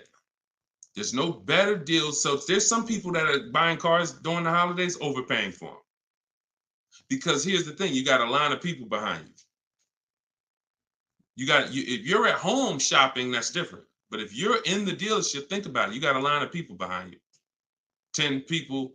So when the salesman's talking to you, it's like, I don't even have a lot of time, right? Salesman doesn't have a lot of time to talk to you. Listen, Bernard, listen, man, I'm making you a good offer. You see the place is packed, man. You know, I would take it if I was you, but you know, we really don't have the time. You know, if you wanna think about it, you're more than welcome. There's no guarantee the car is gonna be here when you come back. Psychology working all against you. I told you, if you've been on the stream before, you know the name, that you winning is not the important part in a car dealership. It's making you think you're winning. So when you want to be in a car, this is when you want to be shopping 3 months before you need to have a car. And I'm going to tell you why. If the place is a carnival, there's no reason to give cars away. There's no reason. Why do I want to do a big sale? Why do I want to discount the cars if the place is packed? There's 3 customers for every car that I have. It's a marketing game. Now, the opposite is true. You got to think about this. On the 3rd of the month, when the place is empty, 10th of the month, dealers looking at that. I remember we used to look at our numbers, right? Because everyone makes you think dealers only think about their numbers at the end of the month. Go at the end of the month when dealers want to hit their numbers. Don't you think dealers want to hit their numbers on the 10th? Don't you think if we have to sell 250 new cars and we look on the 10th of the month and we're like, oh, we only got 70 cars sold. We're not pacing good. We look like we're gonna fall. We only got 50 cars sold. Oh, this is a horrible month. Anybody who sends in an internet inquiry they're like, oh, look, we're behind. There's not this magic thing where it's like every month at the end of the month, the last 3 days, dealers are pushing to hit their numbers. Some dealers hit their numbers 5 days before the month is up, 3 days before the month is up, which means you come in at the end, we already hit the numbers. But again, it's a game of psychology. So what I'm teaching you is to understand, I was in that game for 14 years. I was very good at playing the game. Now, I'm not going to lie. I wasn't a person who lied. Anybody who knows me from New Jersey knows anytime, the way you guys see Deshone, there's a couple people who, since, we've gotten over 2 million followers now across all these platforms. So God has blessed me. But there are people who know me. They dealt with me. And when they see my videos, what they say is, the same way he is in the videos is the same way he was in the dealership. Nothing changed. Some people are like, oh, I'm online now, I'm teaching. And then it's like, they got a bunch of people out there that's like, no, that's not, he changed when he went online. The same way I was in a dealership teaching people about numbers, about leasing, don't buy your lease, all of this stuff that I'm teaching in the stream is the same way. So the game of psychology is what you have to stop falling for.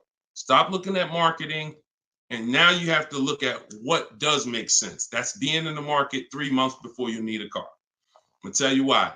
If your lease is up in a month, that's good because you can extend. So I always tell you, start shopping when your lease is up when you got one payment left. That's good. Start shopping your offers because if worse comes to worse, you can extend the lease for free and you can buy yourself another month or two. You want 3 months because here's what happens over 3 months. Lease deals change if you're shopping for leases. Offers and incentives change if you're shopping for cars that you're buying. If you're shopping for a new car you're buying, you can look so here's an example. Let's say I'm looking for a dark blue, Kia Sorento, right? For example, if I reach out to them, something I teach in my process is we have 2 dates. 2 dates. Those of you who have my book know this. Some of you have seen it in my free social media videos. 2 dates. As soon as date, no later than date. As soon as date is the soonest you can say yes to an offer. That's the soonest you should be looking at offers. You shouldn't be looking at offers if you can't say yes to it yet. Wasting time. Then the second date is the no later than date. That's our deadline. So the time between there, I like to see 3 months because when you reach out to a dealer, one of the things in my template in my book, one of the things you should say if you're talking to a dealer is, I can make a deal today, but I don't need a car until December, whatever. Whenever that is, in the summer, whatever. Because the time in between that is your leverage. That's the time where you could say no. That's the time where everyone else who's going in the dealership, the way everyone else shops, they're going in desperate. Oh, I need a car today. I need a car by Friday. All of the stuff they're saying out their mouth that's going to make sure they pay more because car sales people hear that stuff. And so you're not saying that. You're saying, hey, if you got a blue one and it's not going to be here for 8 weeks, I'm interested in that. See, they can't present that to these other customers that are there desperate mode right now. That car that 8 weeks away, can't present it. So inventory changes on a month-by-month basis. Incentives and rebates change on a month-by-month basis. I'm gonna tell you the biggest thing though. Let's go to used cars. Price trends change on a month-by-month basis. So when we go to shop for used cars, we always have on alert so that every single new car that hits the inventory pops up on our phone, in our email. Everything I'm teaching you is in my book. Now, I don't hold back. You can get it any way you want. You can get it on the stream. You can get it on my videos. You can get it in my book if you want it all in one spot. But so when we do this, everything new is popping up. We can see the price changes. We can monitor the price changes. But the biggest thing is when a dealer needs a deal, you're positioned. Let that sink in. I just gave you a scenario a couple minutes ago of how it looks when a manager comes in and says, all right, y'all, we got to have a meeting. Okay, y'all, it's the 10th of the month. We only got 50 cars out. We got to sell 250 cars by the end of the month. We're way behind. Anybody who is real, that's what we call a real customer, a real buyer. Get them on the phone and see if they're open. We're not turning away any reasonable offer today. Now, for those who are desperate, need a car today, need a car this week, those people been going. They're never going to get these phone calls, very rarely, because they're moving so fast. You position. You in their email. Tom knows Sparta is been emailing me. He told me he doesn't, or she, I can't tell if it's, I can't tell by your name, whether you're a man or woman, but let me see. Sparta, hey, I know I couldn't get to your offer before. You still open? Yeah, thank you. What you got? Positioned. So you can't do that when you're desperate and when you're shopping. Now, if you're in an emergency, understood. You totaled your car, you need a car in 2 weeks, understood. We got plenty of people who get in, use my stuff, they get their car in 2 days, they get their car in. That's why my biggest thing is teaching you the strategies you need to get below market deals in 48 hours. But the benefits of having time can't be measured. The benefit of being able to look at deals, have dealers call you. I had one of my people who listened to me. He had a Kia Telluride. The general manager called him the last day of the month and said, look, if you could get this done today, I'll take $5,000 off the price. That's the one he ended up going with. His name is Wendell.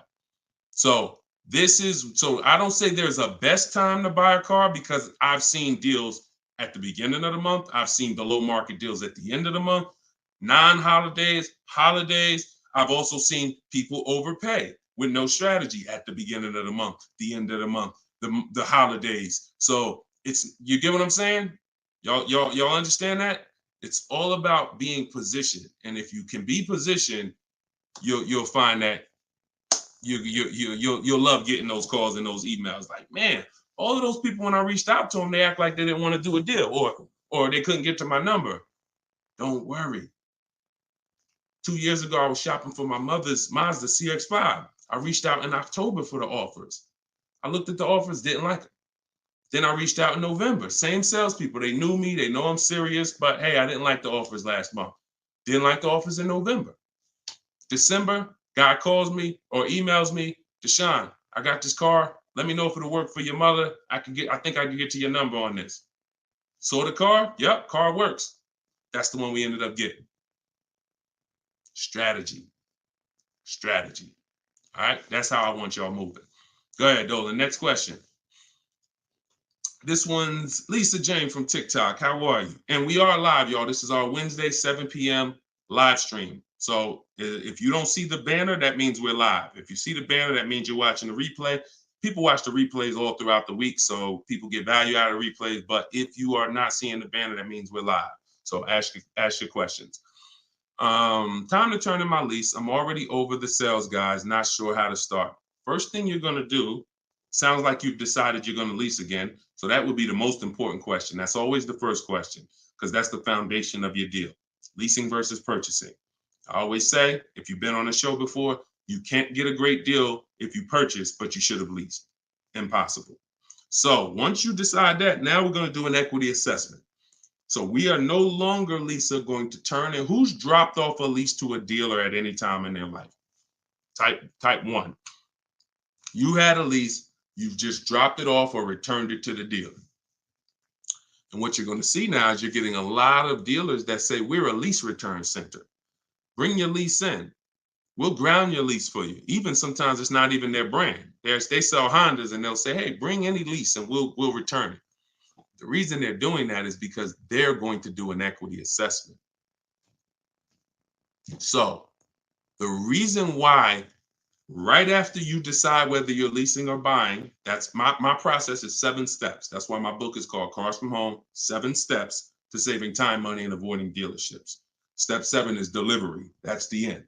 But the first step is lease versus buy, 8-year rule. Second step is equity assessment because you need to understand that every time you give your car to a dealership, either dropping it off on lease or you trade, they're assessing your equity. They're assessing the position of what the vehicle is worth on the market. We do that. We never let the dealer do that before we do that. And the only way we do that, we don't use Blue Book, we don't use Black Book, we don't use any algorithm sites. We have a huge advantage with cars we don't have with houses. That's we could get offers. We can get real offers. Imagine being able to, at any time, if you're a homeowner, literally get no obligation offers on your home. You could just put your home, you could just go to buyers and say, here, this is the kind of house I got, and you could get multiple offers. Hey, I'll pay this for it, I'll pay this for it, I'll pay this for it. That'd be amazing, but you can't. So all they have with homes is algorithms, Zillow, Zestimates, and all of that. With cars, we can get real offers from the people who compete to buy cars. And this is our first step before we budget, before we think about what car we want, before shopping, we are doing an equity assessment. So what that looks like, Jane, is Lisa, is you're going to call your leasing company and you're going to get the payoff. There's two types of payoffs, a customer payoff, a dealer payoff. Depending on the brand, sometimes they're the same, sometimes they're different. Sometimes the dealers don't have to pay taxes. And so it depends. There's no hard rule, but you're going to get the customer payoff. Customer payoff, then you're going to ask them if you, that step is the same for everyone, whether you own a car, you lease a car, doesn't matter. Only people who don't have to do that is if you have a paid off car. You skip that step and you go right to the next step. But if you have a lease, you're going to ask an additional question. Do I have a third party restriction? If you don't have a third party restriction, you can sell to the highest online bidder. The bidders that we're going to get, if you own your car outright, you can sell to the highest online bidder. You have a lease with no third party restriction, you can sell to the highest online bidder. If you have a finance car with a bank loan on it, you can sell to the highest online bidder. The only people who can't sell to the highest online bidder are leases with third-party restrictions. So you're still going to go and get the offers from the online bidders because you want to know a roundabout of what the car is worth. So we're going to go to CarMax. We're going to go to Drive. We get 6 offers. This is the equity assessment laid out in my book, step 2. When you do this, you're getting CarMax offers, Driveway offers, Carvana offer, Kelly's Blue Book Instant Cash offer, AutoNation Sell My Car, and Car Guru Sell My Car. When you get to the point where if you lease, pay attention. See, there's a lot of details. This is why I say when y'all are trying to look through all my social media videos, you don't realize what things are applicable to you and which are not. So I'm talking to 4 different types of people right now. People who, all of you should be doing an equity assessment. People who have a car that's owned outright. People that has a car with a loan on it. People that has a lease, no third-party restriction. People who have a lease with a third-party restriction. So you have to take the nuances and say, all right, that part was for people with third-party restriction. This part is not. I don't have a third-party. So when you call and you get a third-party restriction, you need to take a different route to sell. But everyone's going to get those 6 offers. Everyone. Shout out to y'all tapping the screen, running the likes up. And shout out to the sharers. Thank you to everybody that shares the broadcast. It means a lot. Tag your closest friend. So now you get those 6 offers. If you have a lease, whenever you're on those websites, it's going to ask you, is the car owned, financed, or leased? You want to put owned. Do not put lease because it triggers something in their website where it thinks every lease has a third-party restriction and they may not give you an offer. So don't do that. Now, once you get those offers, you can sell to the highest bidder. Now, if you have a third-party restriction, we're going to take those offers. We're going to kind of see where those offers are, kind of get an estimate, and now we're going to go and sell that car to a used car, to a brand. Let me explain it like this. If you have a BMW, you can only sell to a BMW dealer. When you have a third-party restriction, you can only sell to a BMW dealer. Now, hundreds of thousands of people around the country, they found out they had a third-party restriction. They bought their cars and resold them. The reason I don't like doing that is because you pay taxes, you pay fees, and that comes out of your profit. So if you were going to make $5,000, you buy your car. By the time you pay the taxes and fees, you wait for the title, you probably won't make anything.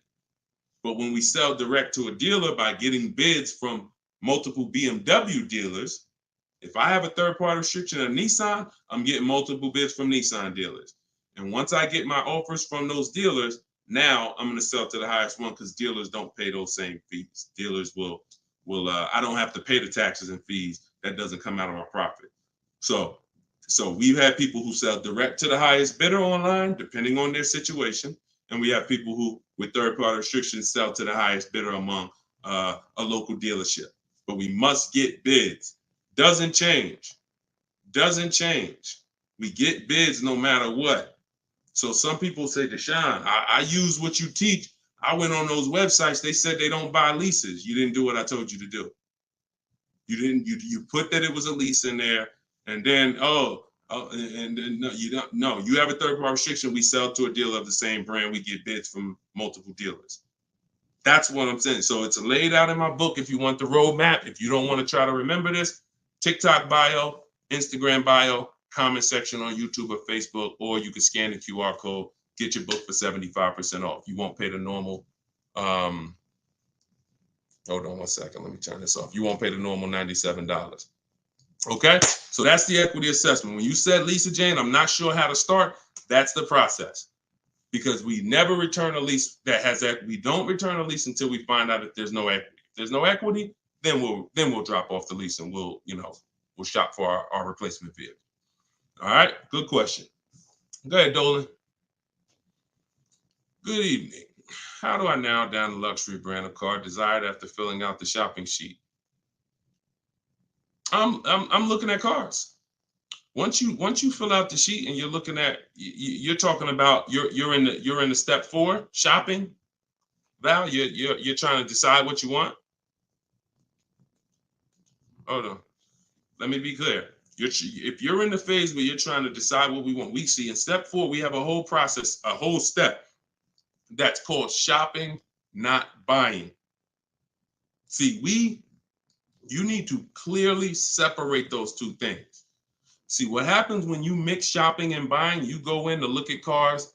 If you're looking for a new car or a lease, you go in, you're test driving cars, and then you sit down, you start talking numbers. You mix the two. Shopping is deciding what you want. That's going in test driving. That's taking the kids, making sure they have enough leg room. That's doing everything to make sure. Test driving, 15, 20-minute nice test drive. All right, comparing the features, going to drive the Honda. Then I'm gonna drive the Kia. Then I'm gonna go drive everything I'm interested in. I'm not talking numbers with anybody. That is shopping. Once you have decided what you want, now we're coming home and all the purchasing is done from here. All the bidding is done right from where you're right. Like, this is where I get my cars at, right here. I sit right in front of my computer, and in 60 minutes of work, I'm gonna have bids coming in 48 hours. I'll know what the below market values are. So if you're just talking about the shopping phase, I'm on YouTube. If I'm looking for like a 3-row SUV, I'm typing in 3-row SUV. And then I'm looking at the competitors, because we're not giving enough. Look, car manufacturers do a horrible job of marketing. Horrible. There's 40-something companies that make cars that spend millions of dollars to try to get you to come see them at least. And so that's the reason why you notice when you have a car, they're reaching out to you before the car's paid off, before the lease is up, because they know once you get to the end, you're more likely to shop. That's why they try to keep you, we were reaching out to people with Mercedes 6 months before their lease was up. 9 months. Hey, Mr. Jones, if I could get you out early, would you consider it now? Hey, good news, Mr. Jones. Hey, I might be able to get you into a new Mercedes and keep your payment right around where you are, right around where you're at now. Is that something that sounds good? Okay, when can you come in? All right, not till this weekend, but you're going to have to lower the payment. This payment kind of high. Listen, Mr. Jones, look, we have several options. You're a loyal customer. You've been with Mercedes for a long time. Anytime you listen, I promise you, me and my manager will work hard to make sure you get a number that works for you. But the first thing we want to do is pick a car. We got a lot of nice new models. Want you to see them. Blah, blah, blah.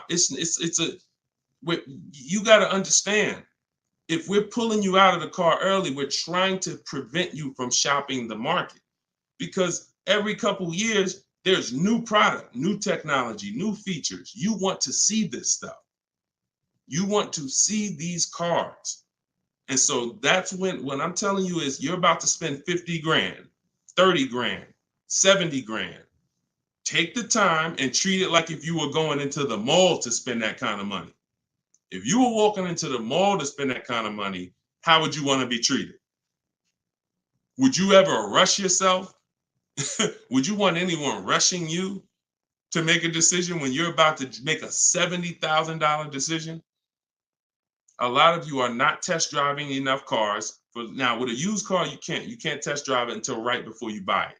So because every used car drives different. But for those of you leasing and getting new cars, purchasing them, you should be test driving everything that's in the category of a car you want. Everything. Test driving and then narrowing it down. This is how people end up getting a car, and in 3 months they're like, hey, I don't really like the car. It's not as comfortable as I thought. You didn't test drive it. You did a short, quick test drive. So don't rob yourself of the shopping experience. We don't. That's why I have a whole step that is only devoted to shopping. And then what you do, Val, is you put it into Google and you type in the year and you type in initial quality. That's going to tell you on that first page what the ratings say. Listen, don't ask your neighbor what they think of the new car. They might love it, but there's 10,000 other people in the country that have that same car. You need to know what is the data saying about that. 10% of those people might be dealing with electrical issues. That's going to show in that initial quality scan on Google. Then you look and you Google reliability. So initial quality's first 90 days, reliability's first 3 years. Everyone who's leasing needs to be typing those two things in. Initial quality, skim the articles, look for any red flags, then do the same thing for reliability. Those of you who are purchasing, you should be doing longevity. And that's going to tell you if the car has transmission problems later on. That's going to tell you what the engine is rated to do. These are 5-minute exercises that will save you from getting a Maserati that's in the shop every 3 months. So that's the shopping process, Val. And don't cheat yourself of it. Don't shortcut it. Take as much time as you need in that part of the process. Because once you decide what you want, getting offers is quick. If you're doing it my way, getting offers is literally 60 minutes. So don't rob yourself of shopping. All right, good question. Go ahead, Dolan. One thing I will not do is sign anything to test drive. If anybody ever, keep that question up. If anybody ever makes you sign something to test drive, first of all, and I have a particular way I set up a test drive. In my book, I teach you how to call a dealer, ask for the most experienced salesperson, the guy everybody loves, the person everybody loves, and you set up the test drive with that person. You set up a random test drive or you walk into, you don't know who you're going to get. You might get Lou Ricardo. He only been there for 2 months. He made $10,000 last month. He hungry. He feeling like he could do no wrong. Even when he lies, he's not going to get caught. And that's the guy you're dealing with. You got to set up everything is a system. Nothing is left to chance when you're following my process. And no one who's experienced like that would ever require you to sign something before you test drive it. Driver's license, I have your information. I have your email. Okay, that's what we need. All this other stuff is just a trick to lock you in. It's ridiculous. Okay. All right. This one's from YouTube. Deshone, I got equity now at the end of my lease, but I got a third-party restriction. How can I sell it to a dealer without buying a new one? Separate the transactions. When Dave came in, Dave was the first person who used this strategy back in 2021. And he joined me because he said, look, I had a BMW. As soon as I found out how to get around this, that made me like $1,500 to $2,000 more because I had the third-party restriction. You call, we speak to used car managers, and you're going to get bids from used car managers. Hey, I got a car. I'm looking to sell it. I have a specific script in my book, but hey, I'm looking to sell it. And, can I give you some information about it? And you give me an offer. And we want to get at least 3 offers. It's a relatively new car, 2-3 years old, and that's it. You're having conversations and you're getting offers. These guys, their job is to buy cars. So, but that's independent of who you're getting the car from. So if I talk to a guy and he was like, look, I like the car, I can pay you this for it, I'm going to tell him, look, okay, I'm about to shop for my new car. I'm looking to have that deal done in a couple weeks. And as soon as I make that deal and schedule the delivery, I'll call you and I'll drop off this car to you. Now he's going to say, well, if too much time passes, I might have to look at it again. No problem. Understand. If 2 months pass, then yeah, I would keep in touch with him and be like, hey, I'm still shopping. Do you need to take a look at it again? Just so the person, I'm always, anyone who's listening to me who uses my stuff, they're always locking up equity in who they're going to sell the car to before they focus on the new car shopping. Before. Equity needs to be, because that's a bidding process. I've already gone through the bidding process. I know who I'm giving my old car to. Now I'm on to my next car. I'm on to the replacement car. I'm on to the loan that's separate. But this needs to be locked up first, because what will happen is you've been taught, don't tell the dealer about your trade till the end. Let me tell you how horrible, who's heard that advice? And I'm gonna tell you why that's the worst advice about getting money for your trade-in you could have ever listened to. Hopefully you never listened to it, but who's heard, don't tell the dealer about you that you have a trade until the end? Who's heard that? Okay, Adri said, I've heard that. Okay, who's heard that? Okay, SS, I see you on YouTube, me. Okay. This is a widespread thing. If you go on any of the negotiators' websites or whatever, or you see social media videos, they'll tell you, I'm gonna tell you why that's horrible. Because they're teaching you to shop a way where you are gonna negotiate your way to a deal. You're not sitting at home bidding. And then, so you're spending this time, and now you get the dealer to a price that you're comfortable with. All right, I like this price. Now they're telling you spring the trade on them. So what happens when the dealer doesn't give you what you think the trade is worth? What happens? Because if a dealer gave you a great price on and you don't know that because you don't have enough offers, I'm gonna continue to emphasize that. You don't know you have a great price unless you have 4 or 5 other offers to compare them to. I have a great price from you. But so now dealer says, look, I know you think your car's worth 18, but I can only pay 16. That it's max is 16. Now you're like, all right, well, listen, I'm out.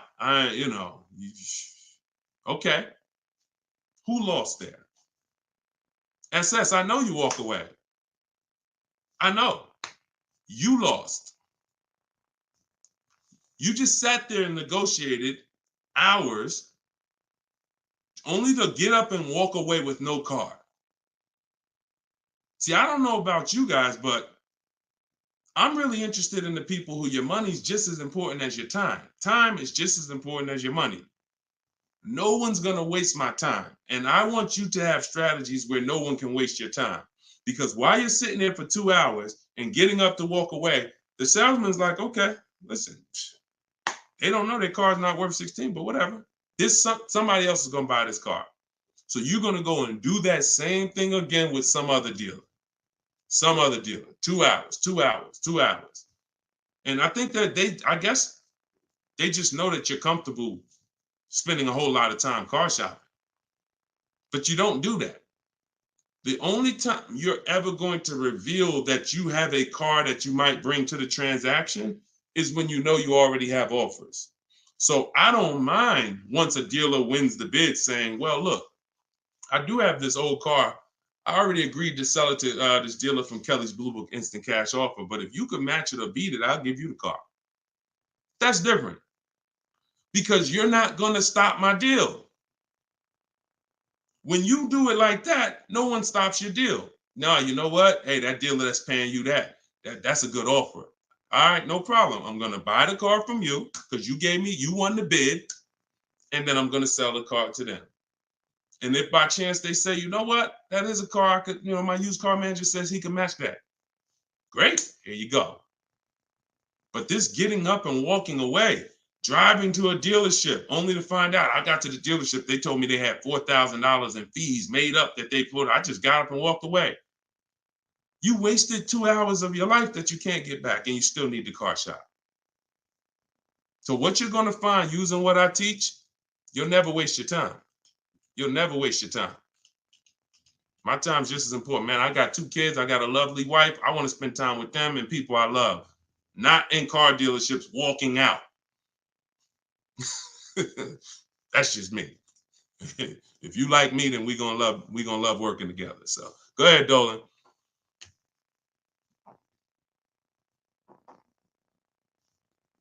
All right. Why is the dealership telling me I have to pay a down payment on a lease? You're only talking to one dealer. That's it. 80% dealer. See, listen, lazy shopping. And listen, I don't know you, Jamaica. I don't know how familiar you are with my stuff. 80% of dealers are overpriced. 80% of dealers are gonna lie. You're only dealing with one dealer. That's what you're gonna get. You're at the mercy of one dealer. But I'm gonna tell you something. You're never gonna get stuff like this. Total $690 a month, $54,000 BMW, sitting at home getting bids. Look, absolutely thrilled to share. I graduated.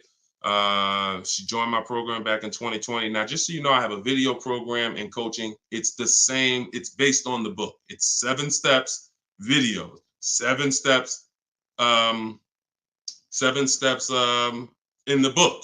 So, you know, for those of you who want to know about this other program, you go to my bio, you can attend my masterclass, and you can attend my free masterclass. But this is what happens when you bid. Look, when you get bids. This is my first time leasing a brand new car. Got a 2023 BMW. This was last year. Awesome lease incentive, 75 off, plus you got $1,000 off. Look, Greg, 527. Look, monthly payment, 527. You don't see down payments here. Look, Danielle, $550 a month with first payment down. That's it. Included maintenance, gap insurance, all the fees. Look, we could do this all day long. This was Bonita in the middle of the pandemic. Middle of the pandemic, while people were paying $5 grand and 10 grand over sticker for Telluride. Look, I got my got my dream vehicle, 2023 Kia Telluride. Got that in December 2022. Bids, 600 down, 600 a month. That was a 1.25 lease. I remember when she got it. And I always show that because people were out there, oh, there's no deal. People have been saying that for years. People have been saying that to me for years. Deshone, there's no deals out here. Somebody probably wrote that in the comments. I'm sure that's one of the questions. Sean, it seems like it's no deals out here. And listen, no strategy, no deals. Strategy, great deals. So one of the things we're never going to do is listen to what one dealer says. 5 dealers, 5 offers. You could do it your way, manually, or you could do it my way. It's up to you. But you get 5 offers because 4 are overpriced. That's the numbers. Okay? And that's how you guarantee when you drive off with a car that you paid the lowest price in the market. You can't guarantee you paid the lowest price in the market when you only got one price. You can't guarantee when you only got 2 prices. Now, somebody who in my book, I teach something called the 25-to-5 strategy. This is for new cars and leases. We connect with 25 dealers online using my templates. You copy and paste. I got all my stuff in there. You just fill in what you want. And then we reach out to, and then out of those 25 dealers, we're shopping all their inventory. So we got a good shot of, out of 25, we got a good shot of 10 of those dealers having a car we'd be interested in. And our goal is to get 5 offers. That's it, all by email. So you can do it your way. You can call, you can do however you want, but we know this because we shop better than anyone else in this world. So when we're looking at all these offers and when we can say confidently 80% are overpriced, we can talk to someone who's only getting 1 or 2 or 3 offers and tell them there's no way you're going to get great below market deals shopping that way. It's just not going to happen. So I wish I could tell you you could mix your way. The only thing I can say about mixing your way is if you don't want to use my strategies to get the 5 offers. You want to get 5 offers some other way, God bless you. But you get 5 offers if you want below market deals. And if you're looking at super popular vehicles, Charles got a Palisade. Look, he got 10 offers. I reached out to 35 Hyundai dealers, got 10 quotes back. Offers range from 1.3 to 1.23 to 1.66. He ended up with a 1.23 lease on a Hyundai Palisade. $48,000 vehicle, $597 a month. So that's why the dealer you're dealing with is telling you you need a down payment because that's who they are. They're an 80% dealer. They're an 80% dealer. All right? That's just what it is. Strategy. Go ahead, Dolan.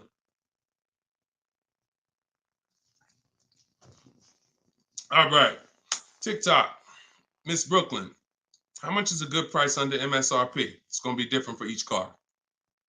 It's going to be different for each car. There's no way for you to know this. No way for you to know this. Look, Eddie got a Toyota. He got $2,086 under MSRP. You don't know what the bottom is without offers. Your way of shopping the old way, you're just feeling for the bottom. No way. And I'm showing you all of this so you know. Look, Kimberly got $20,000 off of Maserati a little while ago. $86,000, you see it right here, $86,000 MSRP. Their selling price to her was $66,261. Had she got excited thinking, I'm just going to make up a number. I'm just going to, if I could save $7,000 off this Maserati, that'd be great. We don't pick what the bottom is. We get enough offers and it reveals what the bottom is. You get a bunch of offers on a Toyota Camry, the lowest offer, $2,000 under MSRP. Now, Kimberly, Maserati, that car, 20 grand off. Look, Sean, $20,000 off his F-150 Lightning XLT. Look, MSRP 73, dealer discount 4,900, 15,500. Now, just so y'all know, the 80% dealers are not even going to tell you there's a $15,500 rebate. So don't think he was just looking at a bunch of offers and everyone had a $15,000 rebate. Some people tell you, okay, there's $7,500 in rebates. Some people tell you it's $2,000 in rebates. If you're sitting in front of them, what do they have to tell you that for if you don't have, you're not going to shop. The statistics show, unfortunately, average people are going to shop 2 dealers. That's statistics. That's something that we're trained on. 2 dealers. So if you're going to shop 2 dealers and you're going to shop like the average person, why the heck am I going to tell you there's a $15,000 rebate on this vehicle when you're sitting in front of me and we just negotiate? That's what you're going to get. So it's no way for you to predict where the bottom is. Look, it's no way. Look, this is Tiffany. Tiffany sent me this the other day. She used my book. She got a $44,000 CX90 Mazda 2024, $6,530 off. Look, you see it up at the top. Believe we got a good deal from what we learned from the rest of the book. This is a bid. Now, I'm going to tell you, I don't care how big the discount is. If it's from one dealer, that's not enough. Because again, the discount could look amazing. Wow, 7 grand off, 10 grand off, 15 grand off. Until you get the 5 offers minimum, what if the max was 20 off? What if the max was 25 off? I told you, I sold a Maybach when I was working for Mercedes-Benz. It had a $20,000 rebate. If a person was getting bids for the Maybach, they would have saw that they could probably save 30, 40 grand off a Maybach at that time when they were running a $20,000 rebate. But if they came in and the dealer said, all right, look, I'll give you 15 grand off. If they thought, okay, that sounds good. So you don't get to pick where the bottom is. No one does. And if you try that, you're going to lose every time. And you're going to lose by not getting to the bottom and by wondering. See, that buyer's remorse, that's wondering. Was that really the bottom? You think we could have got more money off? That's buyer's remorse. We never have that. I want you to never have that. And when you sit at home and you let these offers come to you and you look and you see 5, 6, 7 people bidding for your business, you'll never wonder. You'll never wonder again. That feeling of in your gut of, oh, I hope I'm not getting ripped off. Oh, I hope this is a good price. That's a thing of the past. You'll never have that. Okay? And you deserve not to ever have that. Stop shopping the old way. Okay? Go ahead, Dolan. Very common question, too. Yep, you did the work. This one's Nita from TikTok. Instagram, I don't see enough questions over here. Instagram, I see a couple of y'all on, but I don't see any questions. Can I oil you up? Okay, you got to get it.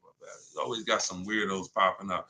That's why I'm going to let Dolan pull in the questions. Sometimes I'll be reading and we get just good. All right, so Nita from TikTok. Should I be worrying about the cost of insurance when buying a car?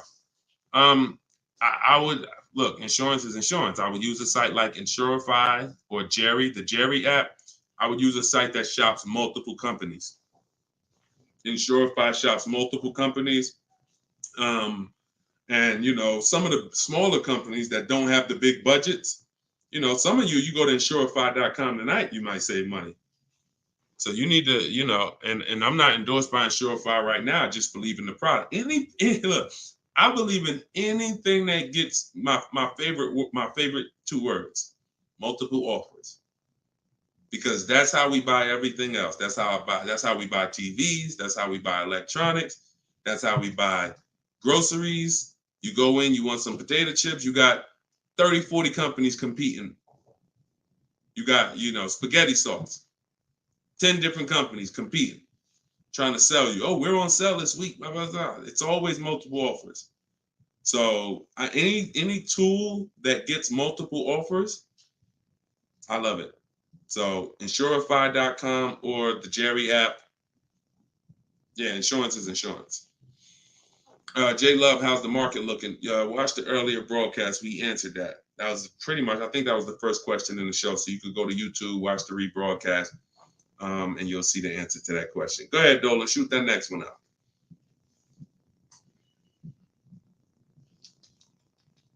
Okay, what is a third-party offers? What is a third-party restriction? Third-party restriction is a restriction in your lease contract that says you cannot sell direct to a used car buyer other than a dealership of the same brand. So we get bids from Carvana, CarMax, Driveway, Kelly's Blue Book Instant Cash Offer, Car Gurus, and AutoNation. 3 of those offers are from local dealers. 3 of those offers are from online car buyers. And they cut a check same day. Simple process. They compete.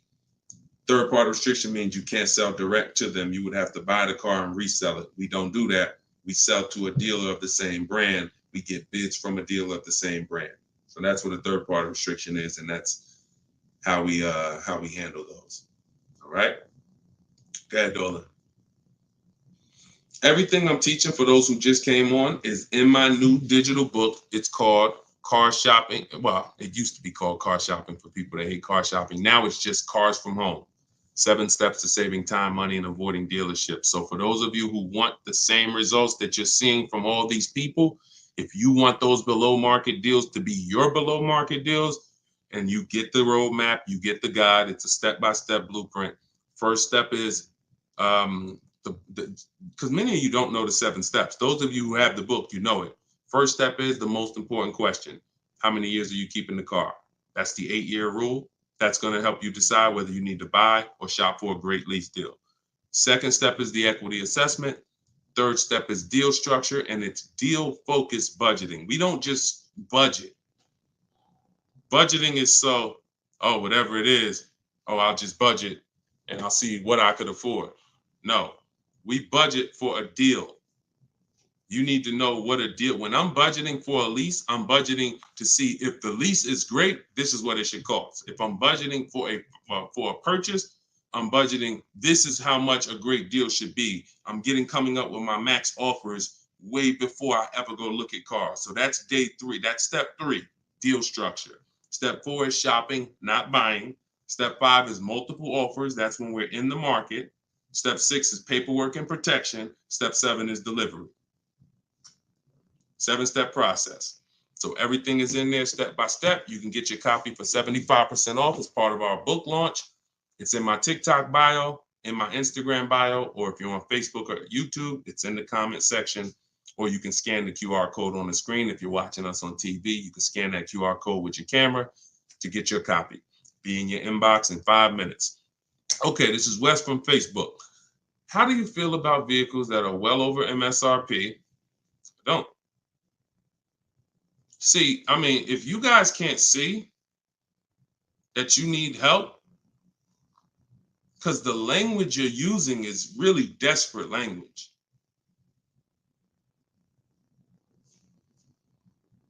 I really don't know, like, because here's the thing. You're walking into dealers because that's all you know to do, and you're saying that stuff. Vehicle I'm interested in selling almost 20 grand over MSRP. I remember when the new Broncos came out a couple years ago during the pandemic, and people were paying 10 grand, 20 grand over MSRP for them. And when our first person got a Bronco with no markups, everyone who paid 10, 20 grand, 5 grand, 2 grand over at that time, money's out the window dealing with 80% dealers. And then you go in and you say this stuff that just works against you. Oh man, yo, you go into another dealer. Hey, what's this? Oh, y'all got, how much y'all asking for this? Well, we're asking 10,000 over sticker. Oh, okay, that's better than the other deal. This other deal I was in, they was asking 20 grand over sticker. Negotiating against yourself. How you gonna turn around and ask me for money off when you just said that the price, because I'm 10 grand over, I'm good. Oh man, you only 5 grand over stickers. Man, you all right, this is good because the other one was 20 grand over sticker. Okay, so don't ask me nothing about my 5 at all. You interested? Because hey, yeah, let's talk. What's the payment like doing this? All right, come on, have a seat here. This is you going out with the cleaver in your head. I don't know how else to tell you. Like, sometimes I'm nice. I'm a nice guy. I wouldn't be doing this if I wasn't a nice guy. This is what God put me here to do. But I'm telling you, you're a sheep to slaughter. If you don't learn this strategy, you are a sheep to slaughter, and every single time you buy cars, you're overspending by that. You go out right here.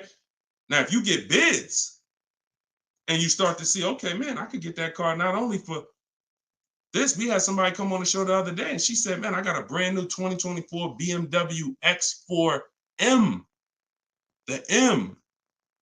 And she said, I got the bids. I got 4 grand off and another 3,000 for my military. I saved 7 grand. Bids sitting at home. Some people going in the BMW dealers paying 5 grand over sticker for the brand new, newly designed 2024 M. So, any way I could get it, I'll break down the numbers and let you see. That sound like this guy and these people he's showing getting way different results than I'm getting. And sometimes I'm gonna just be straight up with you. You $24. I don't know. So go ahead. I don't know, because that's it. All I could do is just follow the show and listen to what we're talking about so you can understand. Go ahead. Go ahead, Dola. You can't make people. It's crazy. Like, literally, you cannot make people. Like, I could sit on here, talk to them blue in the face, talk about the money, show the people. You can't make you. I can't make y'all. So only the minority of people who are like, yo, you know what? This dude, I've been public for 3 years. If what I was teaching wasn't working, if I was scamming, if people were getting my stuff, we wouldn't be 5-star reviews. We wouldn't have 2 million followers.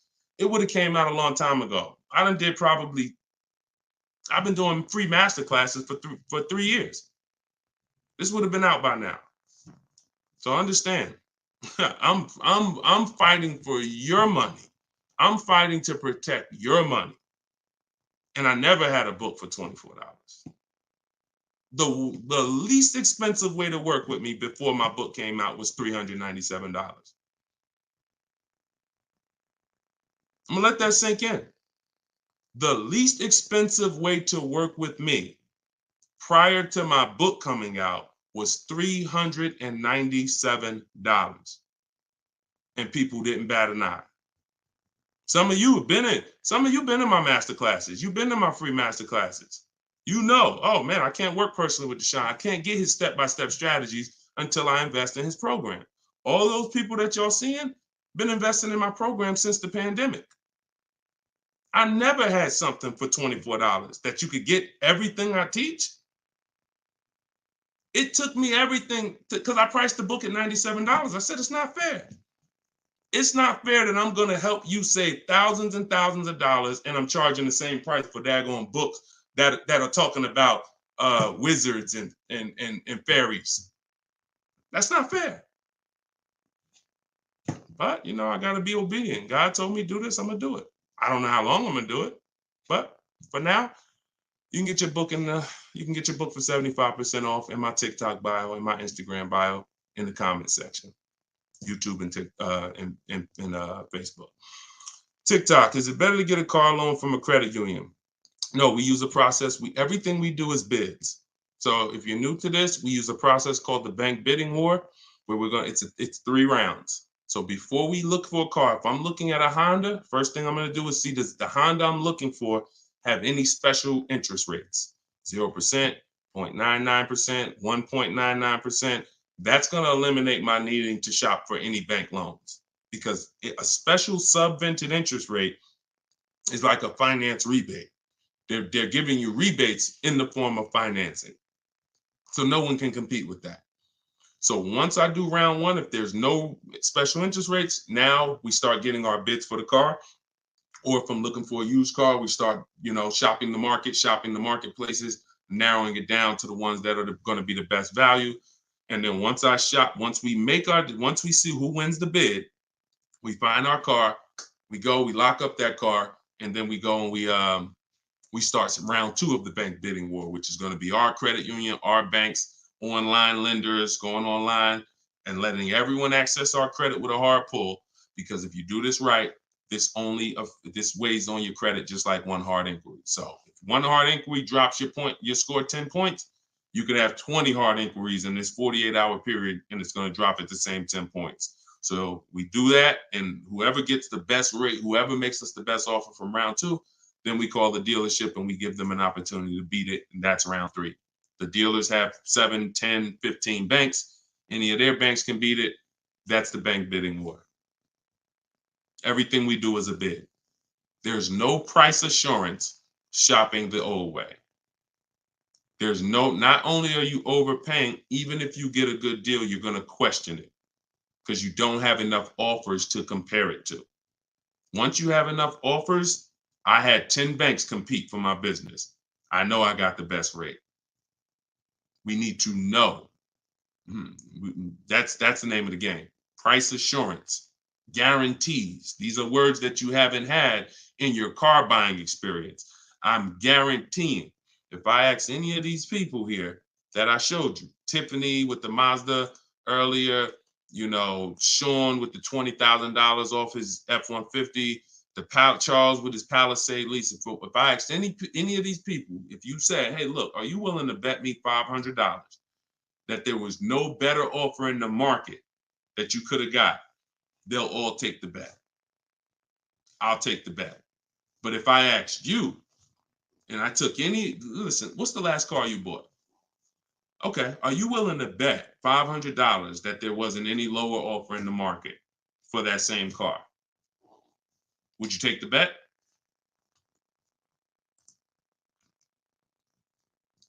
No price assurance. No price assurance. Price assurance only comes through multiple bids, multiple offers. All right. All right, y'all. I think we're going to wrap. Thank you, Nita. I'm glad you enjoyed that. We've been on for about an hour. This is our 7 p.m. show. You may see the rebroadcast. Well, we'll see the rebroadcast. You can invite your friends to the rebroadcast. We play them throughout the day on all our channels. Everything I'm teaching is out of my book. You guys know that. If you want to attend my free masterclass, we have a link in the comment section for you. It's called Everything You're Doing Wrong, Buying, Selling, and Leasing Cars. It's about an hour. So you could go there. Hold on. We're going to wrap, Dolan. Man, I'm tired. I'm tired, man. We'll wrap an hour and 2 minutes, man. Everybody can come back, join us on another live show because we got tons of questions. We could never get through all the questions. Once the stream starts heating up, we can't get through all the questions. So if you want to attend my free masterclass, it's a link in the comments, or if you're on Instagram, there's a link in my bio. You can attend. It's an hour long, and then we do Q&A after. And then if you, of course, want the book, you guys know where it's at, in the comment section or in my bio. Other than that, I'll see you all on the next show. Shout out to everybody who joined, and it was good to see you all. All right, I'll see you all on the next stream. God bless you.